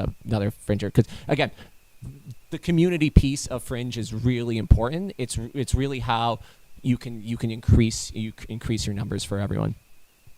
And I love what Joe said. Just remember, this is an exercise to build your stamina muscle and being able to pitch your show. If someone doesn't want to come, that's okay. They rarely reject it to your face, but like you put yourself out there, practice doing that. In this industry, you're going to want to do that anyway. And Fringe is the perfect environment to do that. I admire you for doing that for 15 minutes, being like, all right, captive audience, who's coming to my show? And one other thing that I did, if this counts in this question, is film little bits of rehearsal or things going wrong or right, and then I put it together in a reel. I do not love social media. Like, I am not the best. It doesn't make me like feel really good all the time. But I really enjoyed making this to see from start to finish, like, just like 1 second clips of like from scripts, working with designs, working with the cast, to getting the like some silly, fun, beautiful props to like one of my cast filmed me, and then I was on the floor with Pages, like squatting, and she was like, "So, hey, how do you feel, director?" And I was like, and then that was a really fun moment for us. So I guess just like capture the thing along the way, and then if you make a quick compilation, just show people your journey and what you create. So whether or not they come to see your show, they can see the process of what you did in order to put it on, and that is one piece of social media that I actually like. I really love our talented cast. I really feel proud of this, and then you'll have that for you. Yeah, on that same line, like, if you have the budget, like at your first show or even a preview show somewhere else, like get some video and get that edited right away, and like to create this kind of like, because in regards to like getting like comps as well and stuff, like if you have a good show and you have a good show, get people in there, because people are going to talk to the other people in Fringe, right? So you really want to push your effort into getting people into that front show. And if you film that first show and you can edit it quick enough, now you have just all the social media content you really need to kind of create this like, I actually want to see that show. For like preview. For the preview, yeah. Like likely for the preview would be ideal, because then you have that footage, or if you even do it, if you have it before Fringe too, but likely, yeah. I filmed my first show and pulled some of that content. You guys are so amazing. That my next question is actually about digital marketing, so we're going to continue this conversation. But one thing I wanted to mention too is like, I think postcards and poster, I think those are very solid. Personally, you don't really need to. You don't need to invest too much. You don't need to buy like 1,000. Like, maybe start small. That's okay doing that. Try to get them out first, and if you need more, you can always get more. I think another thing too. Now I'm gonna share a personal anecdote. It's a little obscure. When I was in college, when I did my show, so it's a different community there. But one of the things I did to raise money for my show was I sold tamales. I make tamales. Yes, I did, Roddy. And so I did it within my community, because I knew my school community would come to support me, and if I would support their shows, they were also doing Fringe shows. So I was like, if you buy a dozen from me, you get a free ticket to my show. You clear, here's a code, blah blah blah, whatever. Obviously, that's a very like obscure thing, but that's like a random skill that I know that I can do. I know some people who are like more on the crafty side. So maybe I'm not saying necessarily to do this, but maybe it's like I know I can make bracelets, or I can make little like keychains. I can do that, and I have the materials, and I'm okay with doing that. Maybe that's a great way to like utilize multiple skills, and you're kind of depending on yourself, and you can use that as like physical material too. It's a little bit out of a box way. It was kind of fun. If anyone decides to sell tamales for their show, send me some. No, I'm kidding. It's my idea. No, I'm teasing. But yeah, it was a little obscure way to do it. But there's multiple ways to get the word out there. It's okay to try things. Fringe is for that too. We'll continue. Let's go into digital marketing. I mean, did you use social media? Did you do a paid advertising on social media? If you put, let's say you had Instagram, did you use your personal Instagram account? Did you make one for your show? How did that work for digital advertising for y'all? I made a social media account. I made a bunch of social media accounts for my show to begin with. So I immediately the only thing I haven't done is made a separate email. I don't know why, but it's on my personal one, but something to think about. But I immediately made an Instagram, made a TikTok, and then any sort of busking, or even I would film myself at office hours too, just go, because it's all here in Hollywood too, so you have a good opportunity to interact with not just other fringers, but then so many weird people who are in Hollywood, and just filmed as much as I could and would post bits, and then I did too much, I think, staying with TikTok trends. I'm I'll just somehow apply this to Ronald. And I just like kept making content for it, and the more I annoyed people with it and kept posting it, the more they were expecting it, and then it's like, well, then they just come see the show at that point, you know. But just like as much as you can, and also it'd be nice too to like backload yourself, like give yourself like 5-6 different clips to post throughout the week, so that way you don't have to think about it too much, like day of, like I know I need to post something. Just like do it over the weekend so you can do it during the work week. I think it depends, right? I also made my own Instagram account, but you also have to build a new audience as well with that, right? You already have however many like Instagram followers you are, so it really depends on how you're going to do your social media. If you're going to go really hard on social media and you know it's stuff that like I don't want to do this to my friends, like maybe you make the account, right? But otherwise, like just being like, okay, it's June, it'll be done, whatever. Like you can reutilize that kind of thing. The other reason to make an account is if you're doing other festivals or really pushing the show out or doing another thing, and you're going to do a bigger thing, like that's another thing. I made a website, that I still haven't made the website for, but you could for $15 a year, gameshow.com, right? And that'll just redirects right now to a link tree, which will eventually be a website to redirect to the bigger version of the show. But that gives you kind of an easy way. Like, so I think that's a good marketing thing too, is just get a simple website. You can say, just go gameshow.com. There you go. It goes to wherever you need to go. Like they can scan a QR code, they can do a couple things, but that's an easy fee that is, and if you don't know anything about websites, you buy the URL and then you copy paste the URL you want it to go to, and you're done. It's really how that would work. I really admire you, Jenna and Joe, for making social media accounts for your own show. I didn't do that because I find it already overwhelming. Because like, oh, we're gonna do Blue Sky, and then I just don't post. So I didn't, but I did make sure to tag all my friends, tag Hollywood Fringe, like hashtag what you're doing, hashtag the community that you're reaching out to, and I think just posting the process along the way, it's pretty awesome. You're in Hollywood, you're creating a show. There's so many people who would want to be in your position to be able to put up their work here, and you know, I think documenting the journey along the way, it's not just bright lights and applause. It's all of the stuff leading up to it.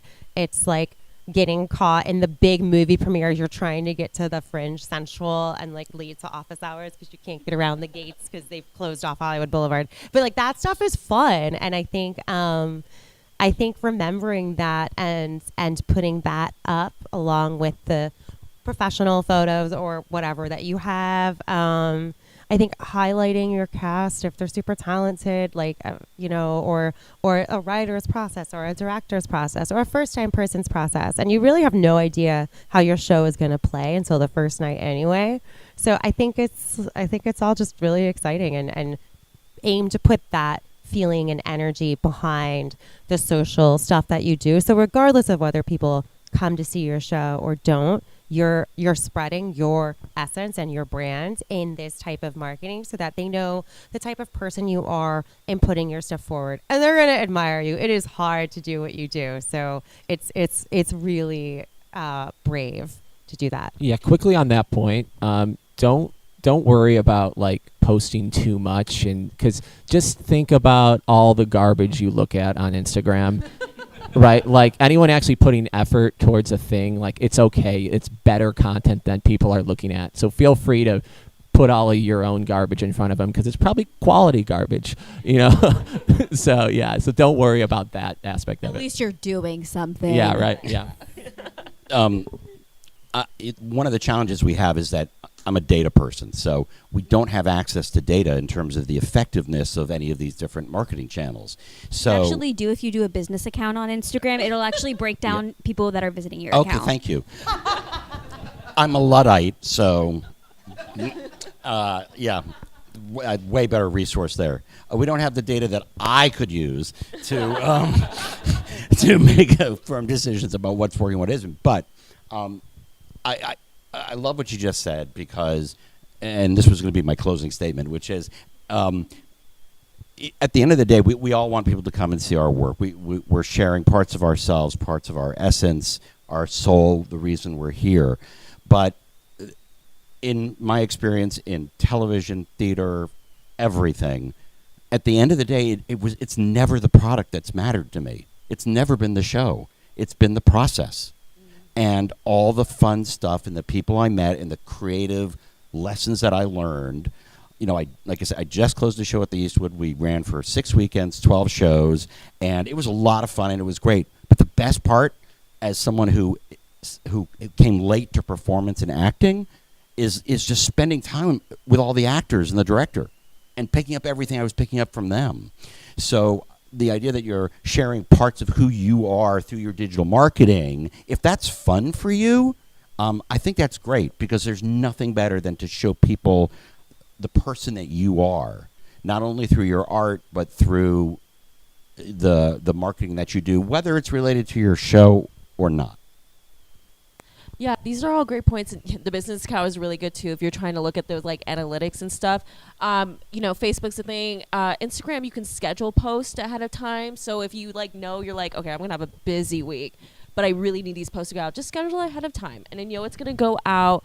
What's another thing too? You can collaborate with like other posts, right? So let's say like Joe has like, maybe you have your personal Instagram account and you have your game show one. Maybe you post, collaborate it. Now both audiences are seeing that post. Hopefully, all the beautiful garbage that you're creating.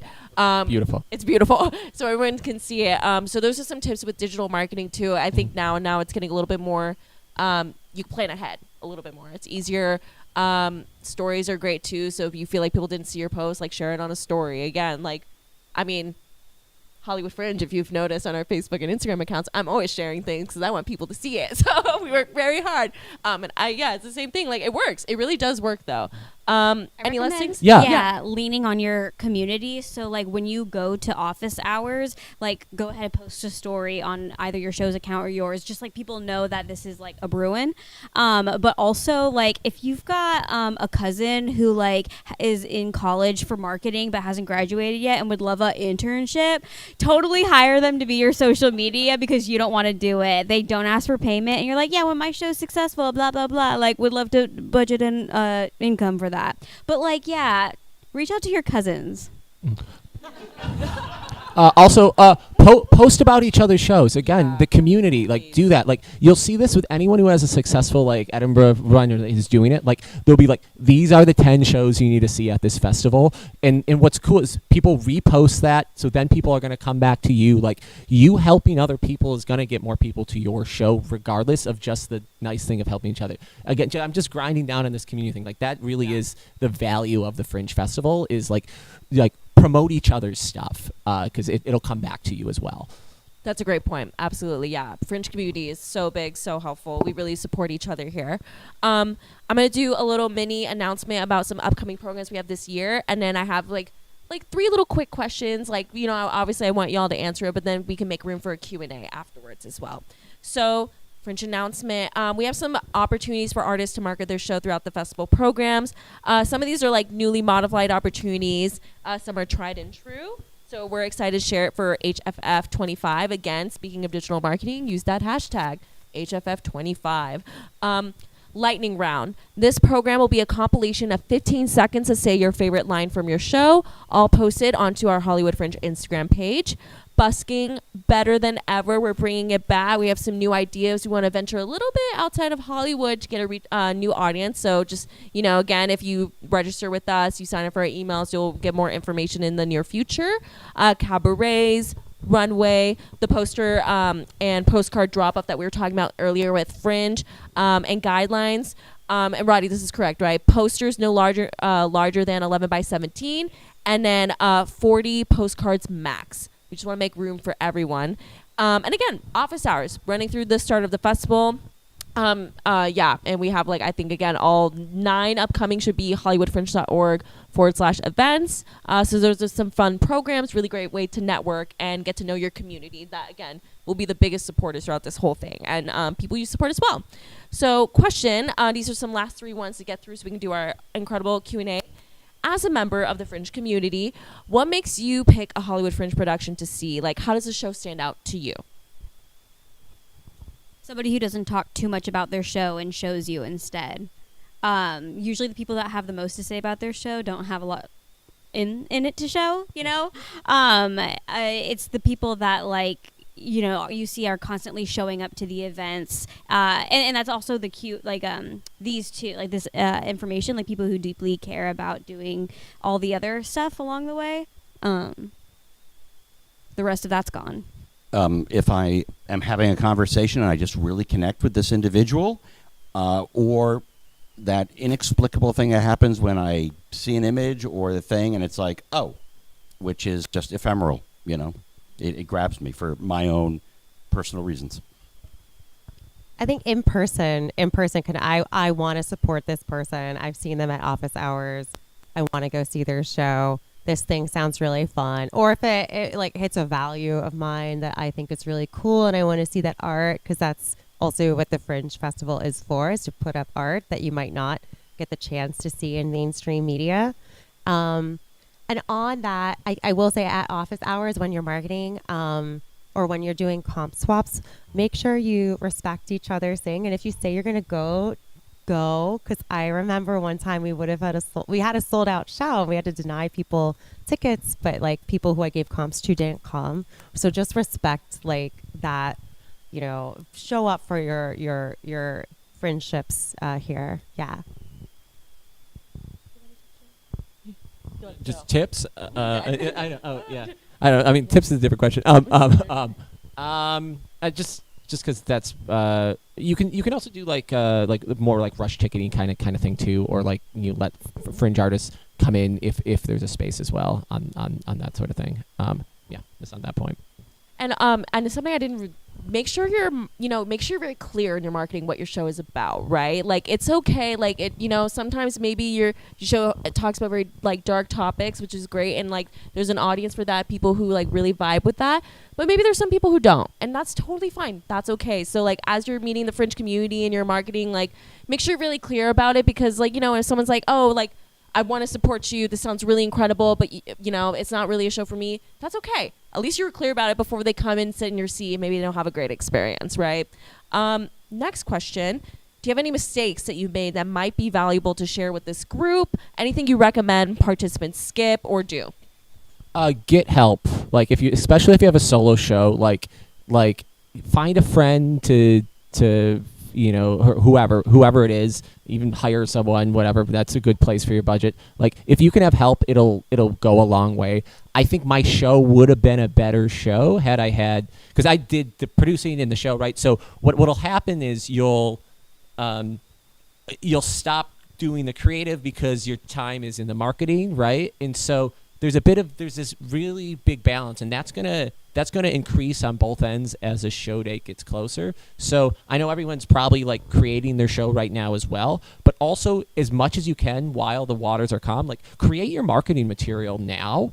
And also start even thinking about like, okay, here's how I'm going to deploy this kind of stuff, so that you can have kind of all your templates and whatever done. That way, when it comes to it, it is just kind of like go add in the video clip or whatever it is you're going to do, or just change the title and the dates or whatever. But the more that you can do up front, whether that's someone helping you do it or just doing it now, because trying to figure that all at the same time while you're creating your show and doing all your stuff, if you don't have that help or haven't done that pre-homework, something's gonna give. It's gonna either be your marketing's not gonna be as good, or you're gonna pull away from the creative in your show itself. So just do that. But if you can get help, and people are willing to help you, if you have to, it's very difficult for me to get help, but people want to help. You know. So like, reach out to people and figure that out, how you can ease some load on that. It'll go a long way, because the couple weeks you do Fringe becomes very stressful if you're doing a solo show and have to do all this marketing effort and then do the show, and you're stressed because there's one person pre-sold tickets, and then people do show up, but like there's a lot of stuff going on, a lot of emotions, you know, mixed in with what you're creative. So do the prep, get some help. It goes a very long way. Less is more, and that goes across the board. No matter how long your script is, it can be cut. No matter how complicated your production may appear to be, it can be simplified. No matter how complex or pulling your hair out, if you're really pulling your hair out, just simplify it. Because I guarantee you, as maybe the oldest person here, that at the end of the day, people are here for the drama or the comedy or the story. I guarantee you 90% of shows could be done right here in a black box because it's about the human experience. So when you find yourself spinning out over stuff, stop, cut everything in half, and you'll suddenly feel a lot better. That's what I would do. Yeah, I think the biggest, I mean, there's so many mistakes so you make this, but I think we put so much pressure on ourselves when we do this show. It's like, oh, we've got to do all of these things. But I think breathing and doing that self-care, whether it's like, okay, I need to go to my car for 5 minutes during office hours and then I'll come back. Like I have my snack and my water in the car, and then, or just like having some scheduled time where you're not working on the play and then you can just relax. I say this, but I didn't do it. But I say it because I think it's important and it's what I would do instead. Because it's so quick, right? Like the show starts, show's over. Oh my gosh. So like kind of savor it along the way because a play is not forever, right? Also, if you can video or hire a videographer, that is worth. I think it's worth the money. There's plenty of veteran Fringe videographers that are, I would say, relatively affordable. That to just like have capture some essence of it for yourself because you put all this work into it. And one thing that I really loved was having the same bar or restaurant bar to go to after every show. Just be like, hey, the cast and I were all gonna go there. We'd love for you to join us so that people can all hang out and meet each other. Everyone, most people are friends of friends. So I think having a tradition like that, we went to St. Felix because it was one of the Hollywood Fringe Festival places for office hours. And I really liked the space and talked to the manager. And so like I brought in like crews of people after every show. And then it just starts to feel like something familiar. And I think just creating that is a special thing that you can do and curating for your audience. Like, hey, we're going to go hang out here afterwards. Also, then when you hit up your friend, you're like, oh, well, this friend's coming on this date. Do you want to come on this date too? Here's the link for that date. And then they can come and hang out with each other too. Yeah. I'd say set aside like 10% of your energy after shows to like reflecting on it and what could you change for the next. I do think that like this isn't like like the end all platform of your show. This can be just the beginning too of like how it's ever going to evolve, where else you're going to put it up, and how it can change. So you have to give yourself that time. And like I know a lot of us like black out when we perform, but you gotta like key in or watch that video of your performance to be like, what was the audience feeling in this moment? Like, were they buying this? And like, if you're comfortable, I recommend, mine's a clown show. So like, there's a certain part of improv and I could adjust along the way. I know like it'll be different with like tech and all of that, but like, what could you improve for the next performance? What could you do differently so that way you, have an improved experience, like it's all a work in progress really. And you can always have a better show. Like what you're putting up is, I think it takes a lot of pressure off to think that it's not the final product. Like you don't have to be absolutely like 100% like this is the best thing you're ever going to spend your money on and produce when you get to Hollywood Fringe. Like your show's ever changing and it can always be better. These are all great tips. Thanks, you guys. And yeah, that's true here at Fringe. Like we want you guys to soar afterwards. We want you guys to spread your wings. Please continue it. And just something I want to mention too, make sure you're having fun. It's going to be stressful. Yes. And these are all great tips too. Like get help, like, have some me time, like all this stuff.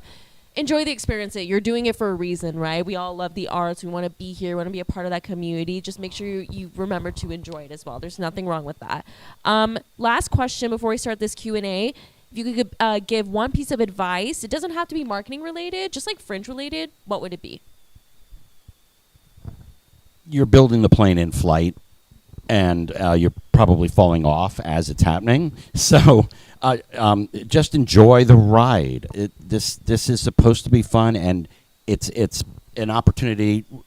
It's really view it more as like a workshop of something that's going to be small and easy and fun, and take away lessons from it for the next show or a show for some other experience. I think figure out what's important to you or where you want to spend your time. So, for example, I was very clear. There is no furniture leaving this. Like, they have some stuff that we can use, and it's all going to come from the stuff we can use. We're going to have our costumes, but that's it. That's all we're bringing in, because I did not want the pressure of 15 minutes, like load in, load out of like a bed and a dresser and a whole room. Although some people do have elaborate sets. That's amazing. But I didn't want to do that. I spent time on the sound cues, which were super fun, and I think really elevated. I was like, earthquake sound, sound of dice, sound of coin, sound of this. So we had a bunch of fun sound cues that I think made our show fun. And then obviously the actors were so talented to like implement the sound cues. So figure out what is important to you to do. But yeah, like ideally your story can be put in a Fringe type environment, which is like a black box theater plus, something simple that you can come in and come out with and share the stage and convey your message and have it be enjoyable for you to enter and exit and your sound cues. I think it's just the mentality of this is the beginning. It's going to be the most helpful for you, and I hope that everybody's show lives past like the Hollywood Fringe. And once you get through this, I don't know if it's some of your first Fringe experiences. I know that this one was mine. It will only ease the process if you do a Fringe of another city, or if you even want to take it like to global Fringes. That this is just fantastic training wheels on how to operate yourself in future festivals and how to put up your show. Fringe audiences are super friendly, right? Like, there are other artists generally or people who support artists, so like you can lower the bar of stress on that. Like you can really just put up a show. If people are coming to a show, they want to support the arts and have a good time. So like wherever you are with your show, like it's okay.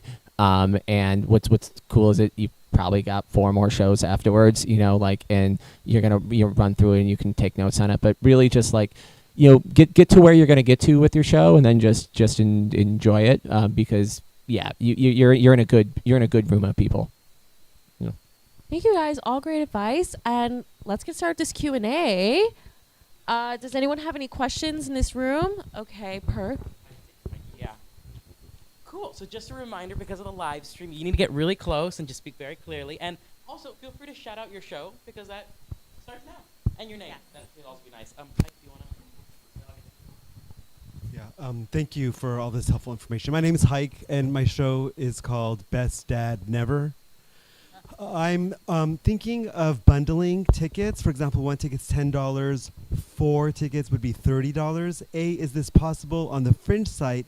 And B, did any of you do that, and how did it work out? I didn't do that. I don't know.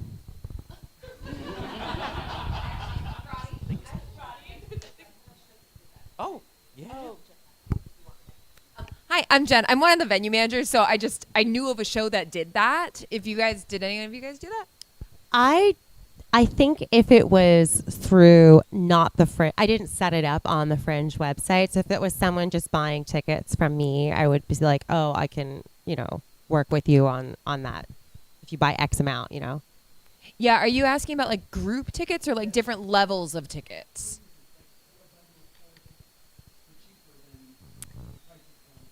So there might be a way to do that on the Fringe site. There was a show that did they had like a fundraising component in their ticketing, and so you could get like a regular price ticket, and then it gives you levels that you can do on the Fringe site, where you can do like a regular price ticket or like the fundraising ticket, and then it was this much, and you get something else. Like she was giving something out at her show, so it might be a situation where you can do that. You might have to work with support, but yeah, I know it's been done before, and it worked really well in that particular instance for that show. So maybe that actually sparked an idea, which is if you've got a show and you've got one or two or other shows that maybe are similar in theme or that people you just like. I don't know if you can do it, but the idea is like buy tickets to all 4 shows for a discounted price, something like that. And that creates a, yeah. Yeah, the chat can't see me, so Roddy here. Speaking on the Fringe staff side for bundling tickets, and also this extends to pay what you buy one get one free tickets. Our site can do a lot. It unfortunately at this time can't do buy one get one free tickets or like that bundle kind of thing. It's like the next year thing. We're currently redoing the site, which for those of you 4 panelists who saw it, we have drop down menus now. Feels like a game changer. I don't know if anybody's noticed, but I love it. And you had a question over here. There might be ways of like because can you create your own tiers, like your own so a way to like kind of make it work is you could probably make a tier saying 4 tickets like that's the tier, right? And if they purchase that tier, would that no? Okay so it's not directly in there. Okay. Hi, my name's Edward. My play is Fool in the Pool. I play a former child actor turned karaoke host. You should all come. It's going to be super fun, but dark. My question, I have 2 questions. One is in regards to the office hours. This feels very daunting because I'm not really like there yet, you know? Like I don't have my cast yet. I don't have my poster yet. You know, all of that. So tomorrow it feels like tomorrow. So I'm just wondering, when do you recommend is the best time to go? Does that like throw that out the window? Just go tomorrow, make your cast tomorrow. Hire the people that show up.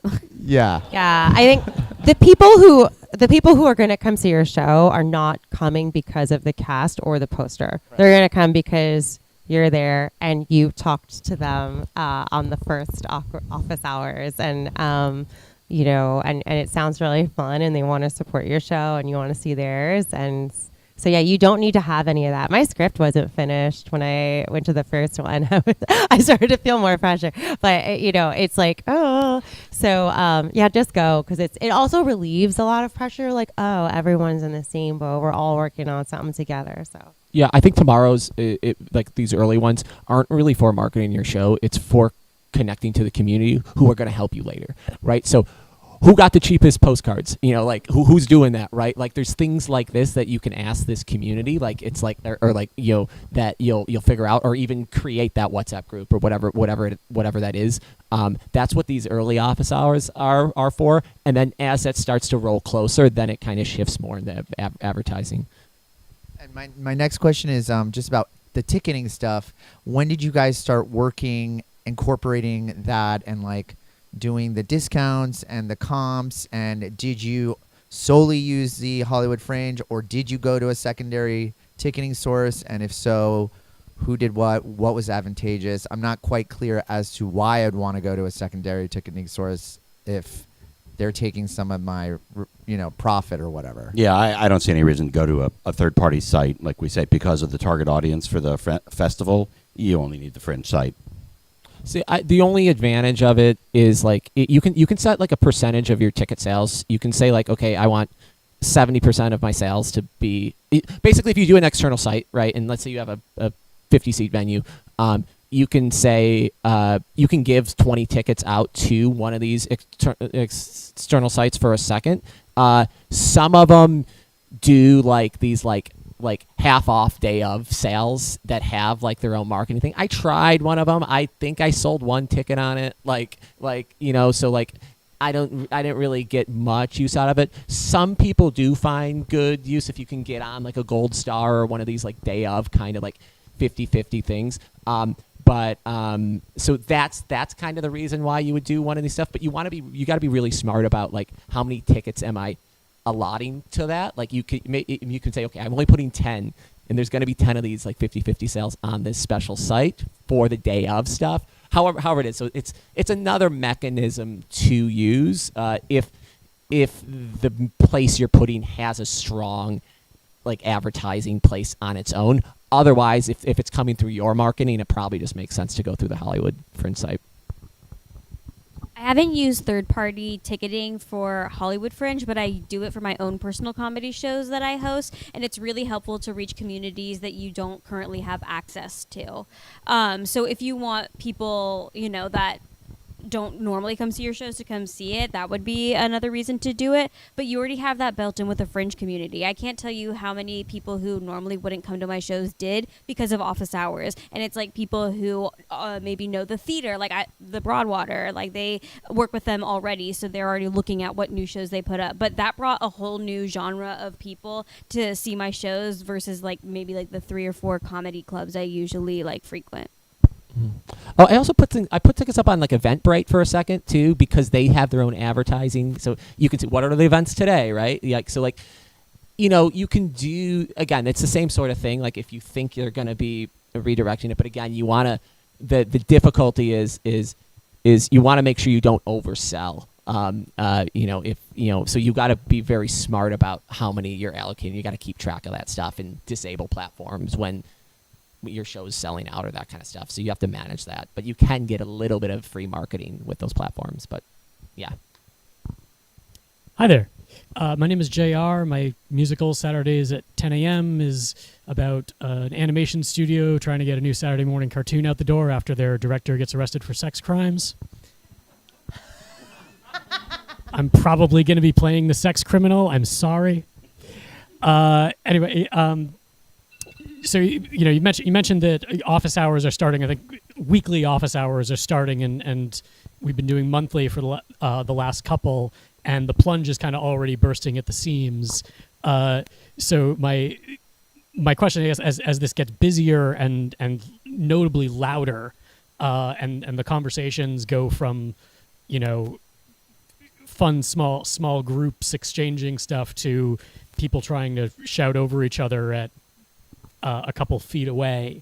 I guess how is that going to play with what you're saying in terms of the ways that you stand out? And is this, admittedly because it's my first Fringe, is this going to become a bit of an arms race as the next weeks go on, or is there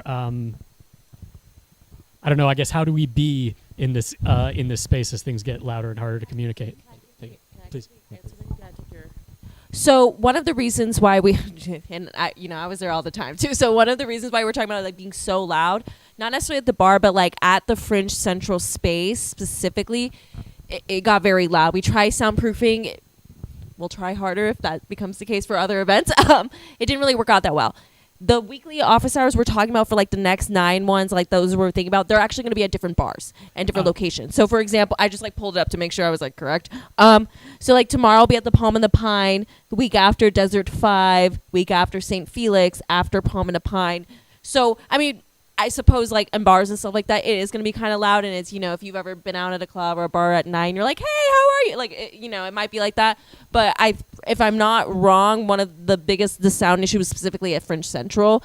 That's not really going to be as much as an issue. And, you can always like leave your drink. I used to be like a bartender, so leave your drink and then you could walk out and everything, and that becomes an issue there. But yeah, I just wanted to say that. Also, just get there early, or I guess late is the other one. And then there's always some part in the bar that is like, the uncool kids table. It just it's like there's nobody there, and you just go there and hang out, or bring a megaphone.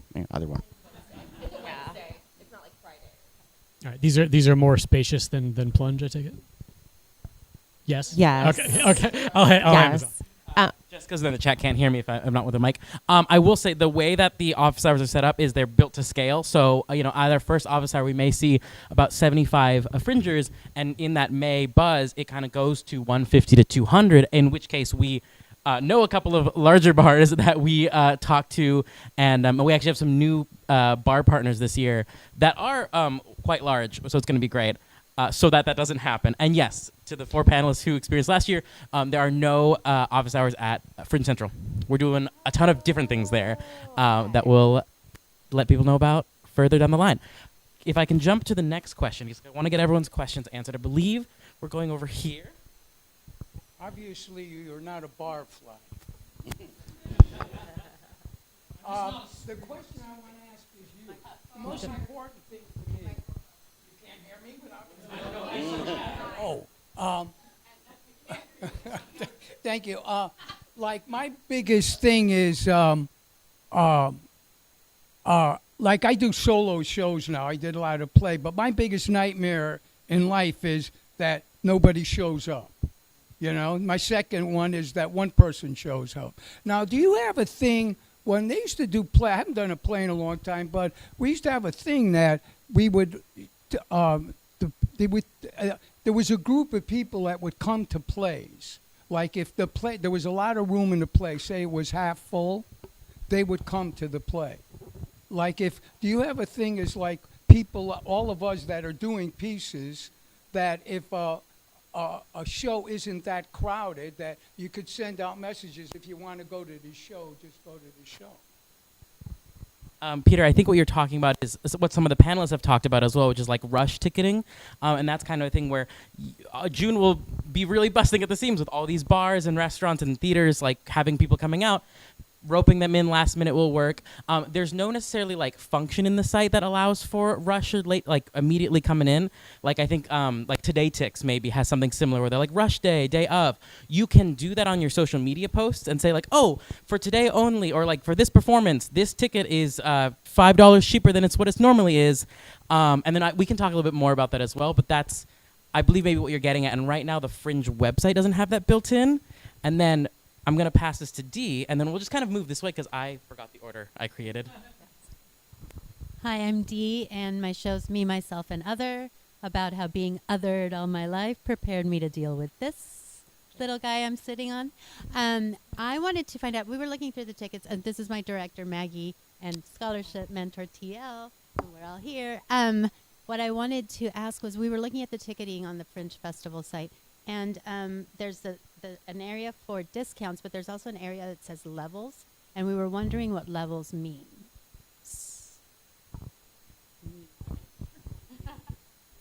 Yeah, sorry. I'm sorry, guys. I know that these are like a little more administrative questions, so I can answer this. So yes, you are able to create levels on the Fringe website. So you can say like your general participant ticket. There's also a ticket for Fringe artists, which I believe is called the participant price.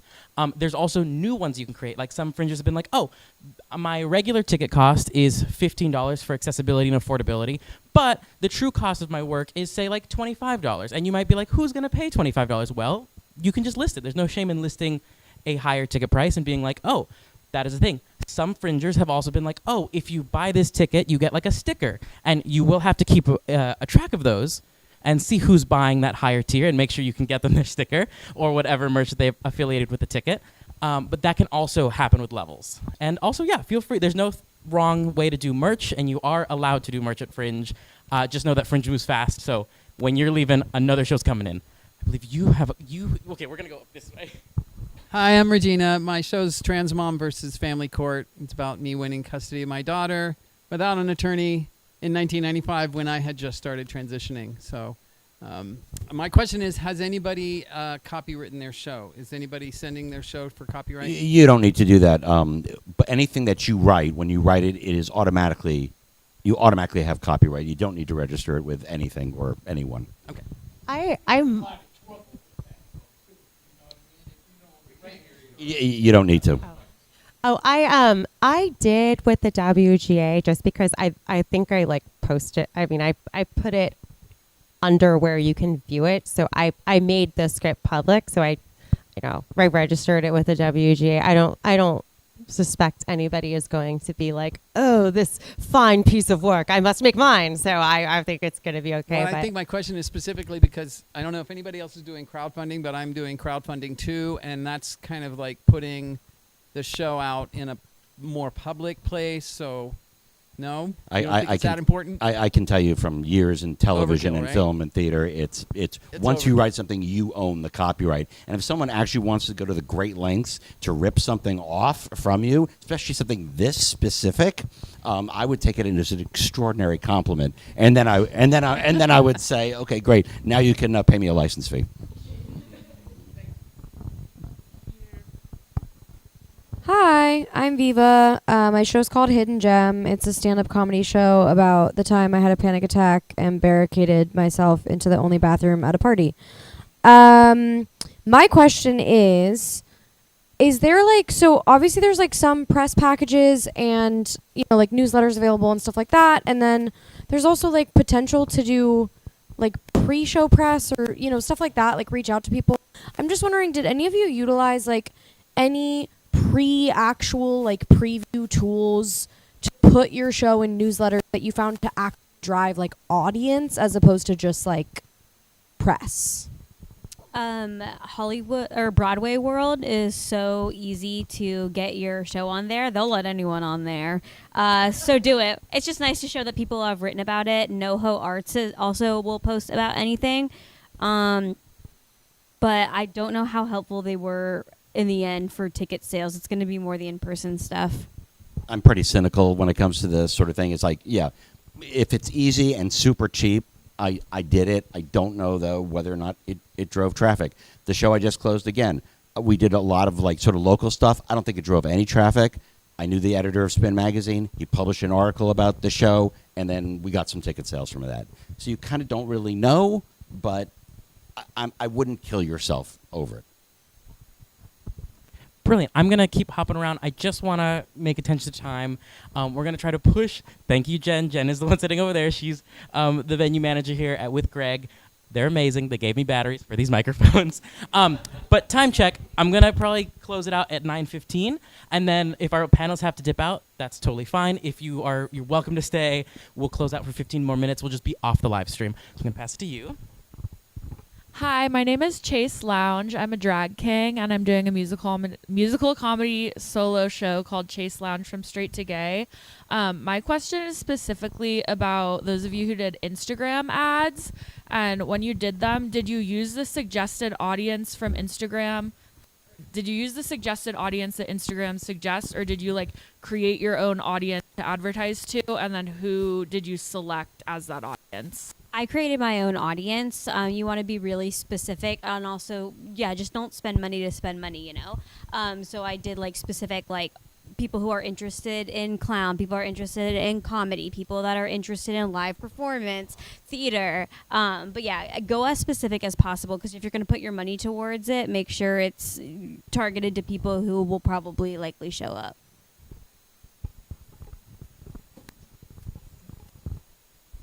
Hi, my name is Dee. My show is My Tiger. It's about my experiences as a mixed race person. And my question was, there was something about posters for the Fringe Central venue. Could you explain that in detail? I'm not really sure what the Fringe Central venue is and how you get a poster in there. Is it the same one? So it's literally like... I was going to say, we are in the midst of making it be the same place. We'd love for it to be the same place. To give you reference, speaking on 2024's year, we were at the Ovation. That's the building that houses the Dobie, and then it's like that mall area. We were very lucky in getting a storefront that was pretty audience-facing.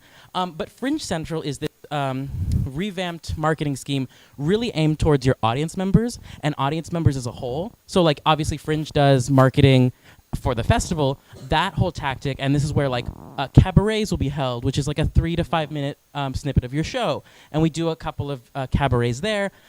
It's all to invite an audience off the street in and buy tickets, and in fact last year we saw the highest ticket sales due in part to we had so many people coming off the street being like, what is this stage here in Hollywood, what's going on? And then just asking them like, what do you want to see, what's your availability, how can we get you to see a show here at Fringe? The typical Fringe audience sees about, I believe, 5+ shows, and then, yeah, I don't know what I was saying about that. Well, it's like a bar, like a lounge area. But there will be no bar. But no bar this year, possibly. But the idea is you can go hang out there. There's tables and chairs.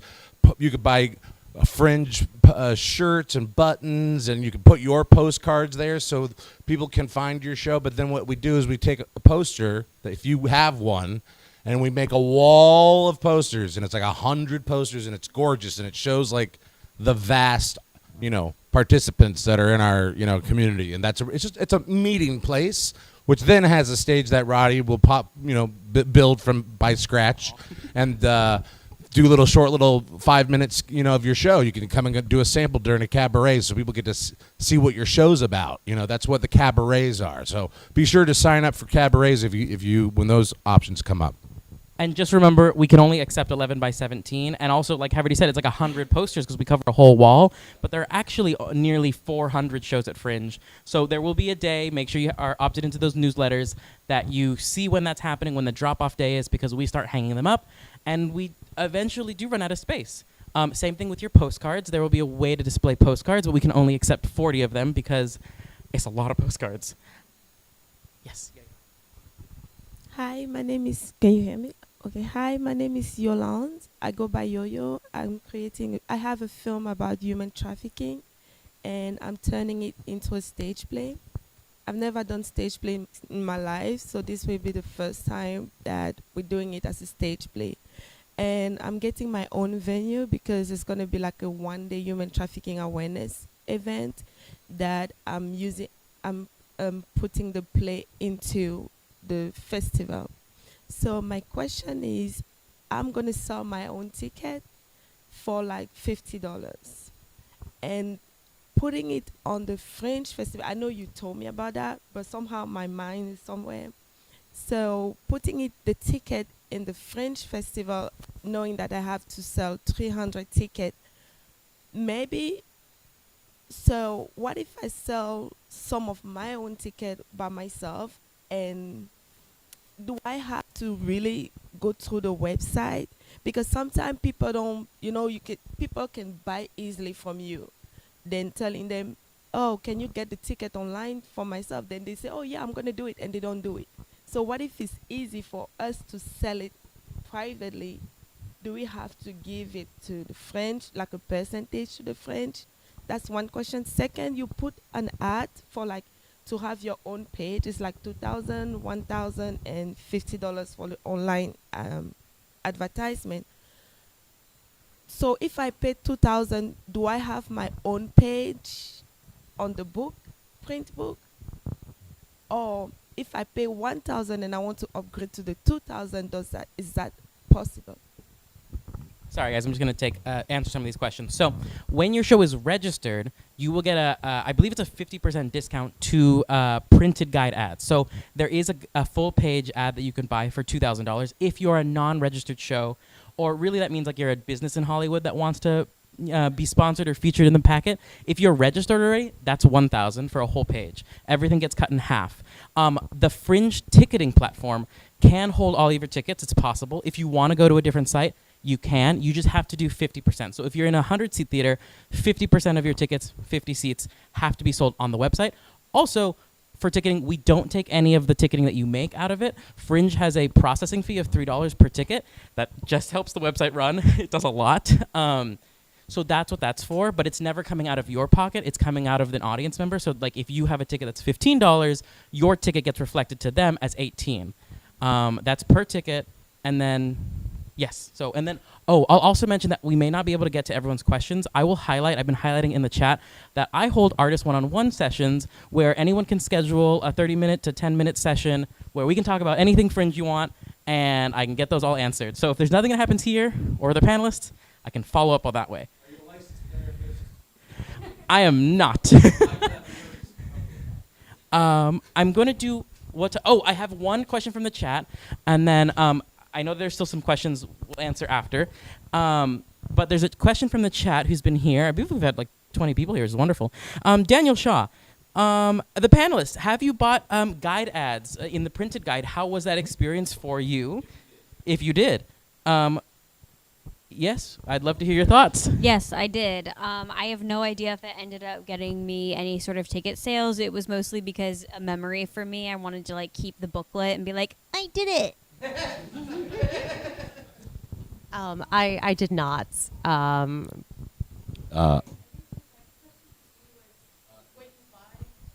When you buy the ad, do you get a section of the page or the whole page? There's different price points. So full page, half a page, quarter page. It goes all the way down to eighth page. It's a lot.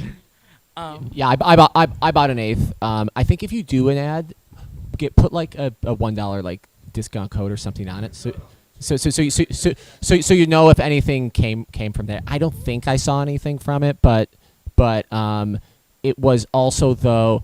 But that said, it is another exposure. Everyone's going through the ad, so it's a mix. I think a quarter is, a quarter or an eighth is actually probably okay. I'm not sure about the bigger sizes if that's going to be any more valuable, in my opinion. So. Phenomenal. Jeanette, if it's all right, I'm going to close us out, actually. Oh, you have the microphone. You got it. You got it. You're great. I mean, whatever. Okay. Friends, thank you so much. This was workshop number 5, marketing and ticketing. Remember, any questions, again, Roddy has those one-on-one sessions. You can also just email us at support@hollywoodfringe.org.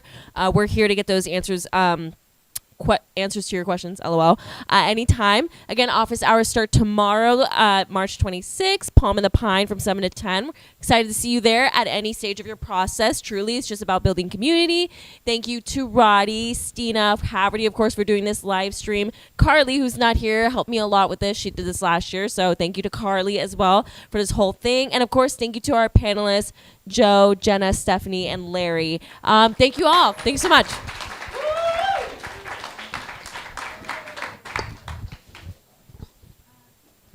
Go have fun, everybody. Thank you all so much. I'm going to take these mics from you.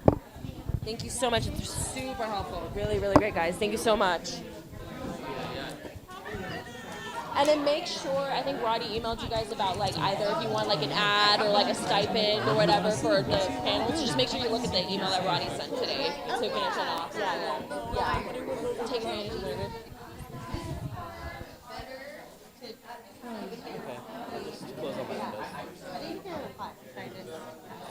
You can ask him now, or you can reply, whatever works. But just want to make sure we get that to you, whatever it is. Yeah. Thank you so much for that. Yeah, of course.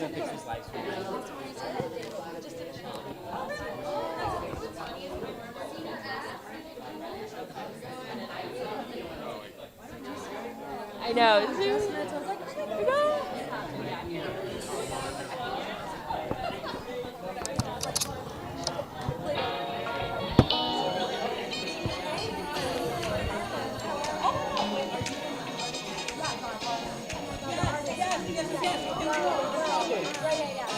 Two.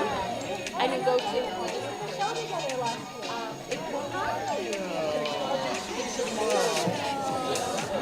So just make sure you look at it. This is workshop number 5. It should be uploaded by tomorrow. If you still need to find it or anything, just let me know. Yep, correct. And then use that one, and then maybe subscribe so you can hear it. Yeah, so it's gonna upload as a video, and then you can look back on this too. Yeah, so make sure you have that for sure. Thank you so much for coming. Do another one, don't worry. I don't want to be the guy that you don't ask to do things because his car is always broken down kind of thing. But I'm I'm the guy that can do a reading for a weekend, night only, rehearsal. Yeah. Good to see you. So you have a show? Yeah, I do. I have a show. Self-produced? Yeah. It's your own show? Yeah, it's a solo show. I did it last year. I did a run of it. Called Goblin. Yeah, my Goblin. A delightful frolic through an essential home. Is this like a stunt show? No, it's a solo show. Solo show, but Goblin. Goblin. A delightful frolic through an essential home. All right, existential hell. That's what I like. Yeah.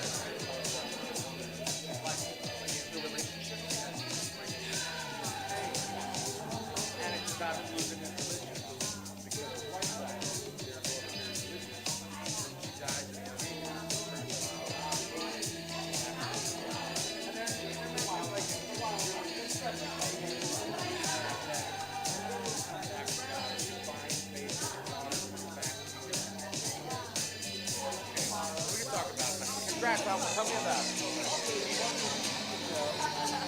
Yes. I actually meant to ask if there was a resource. Oh, I will totally contact you because.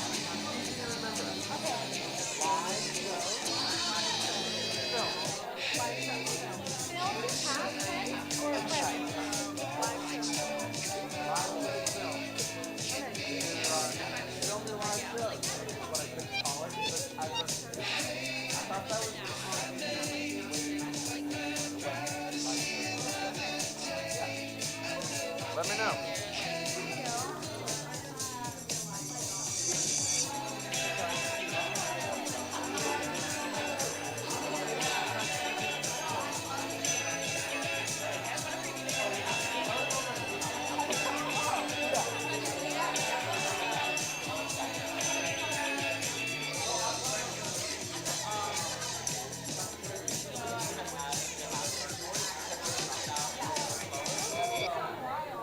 And it does happen every year, so we're like, that's what we kept the list.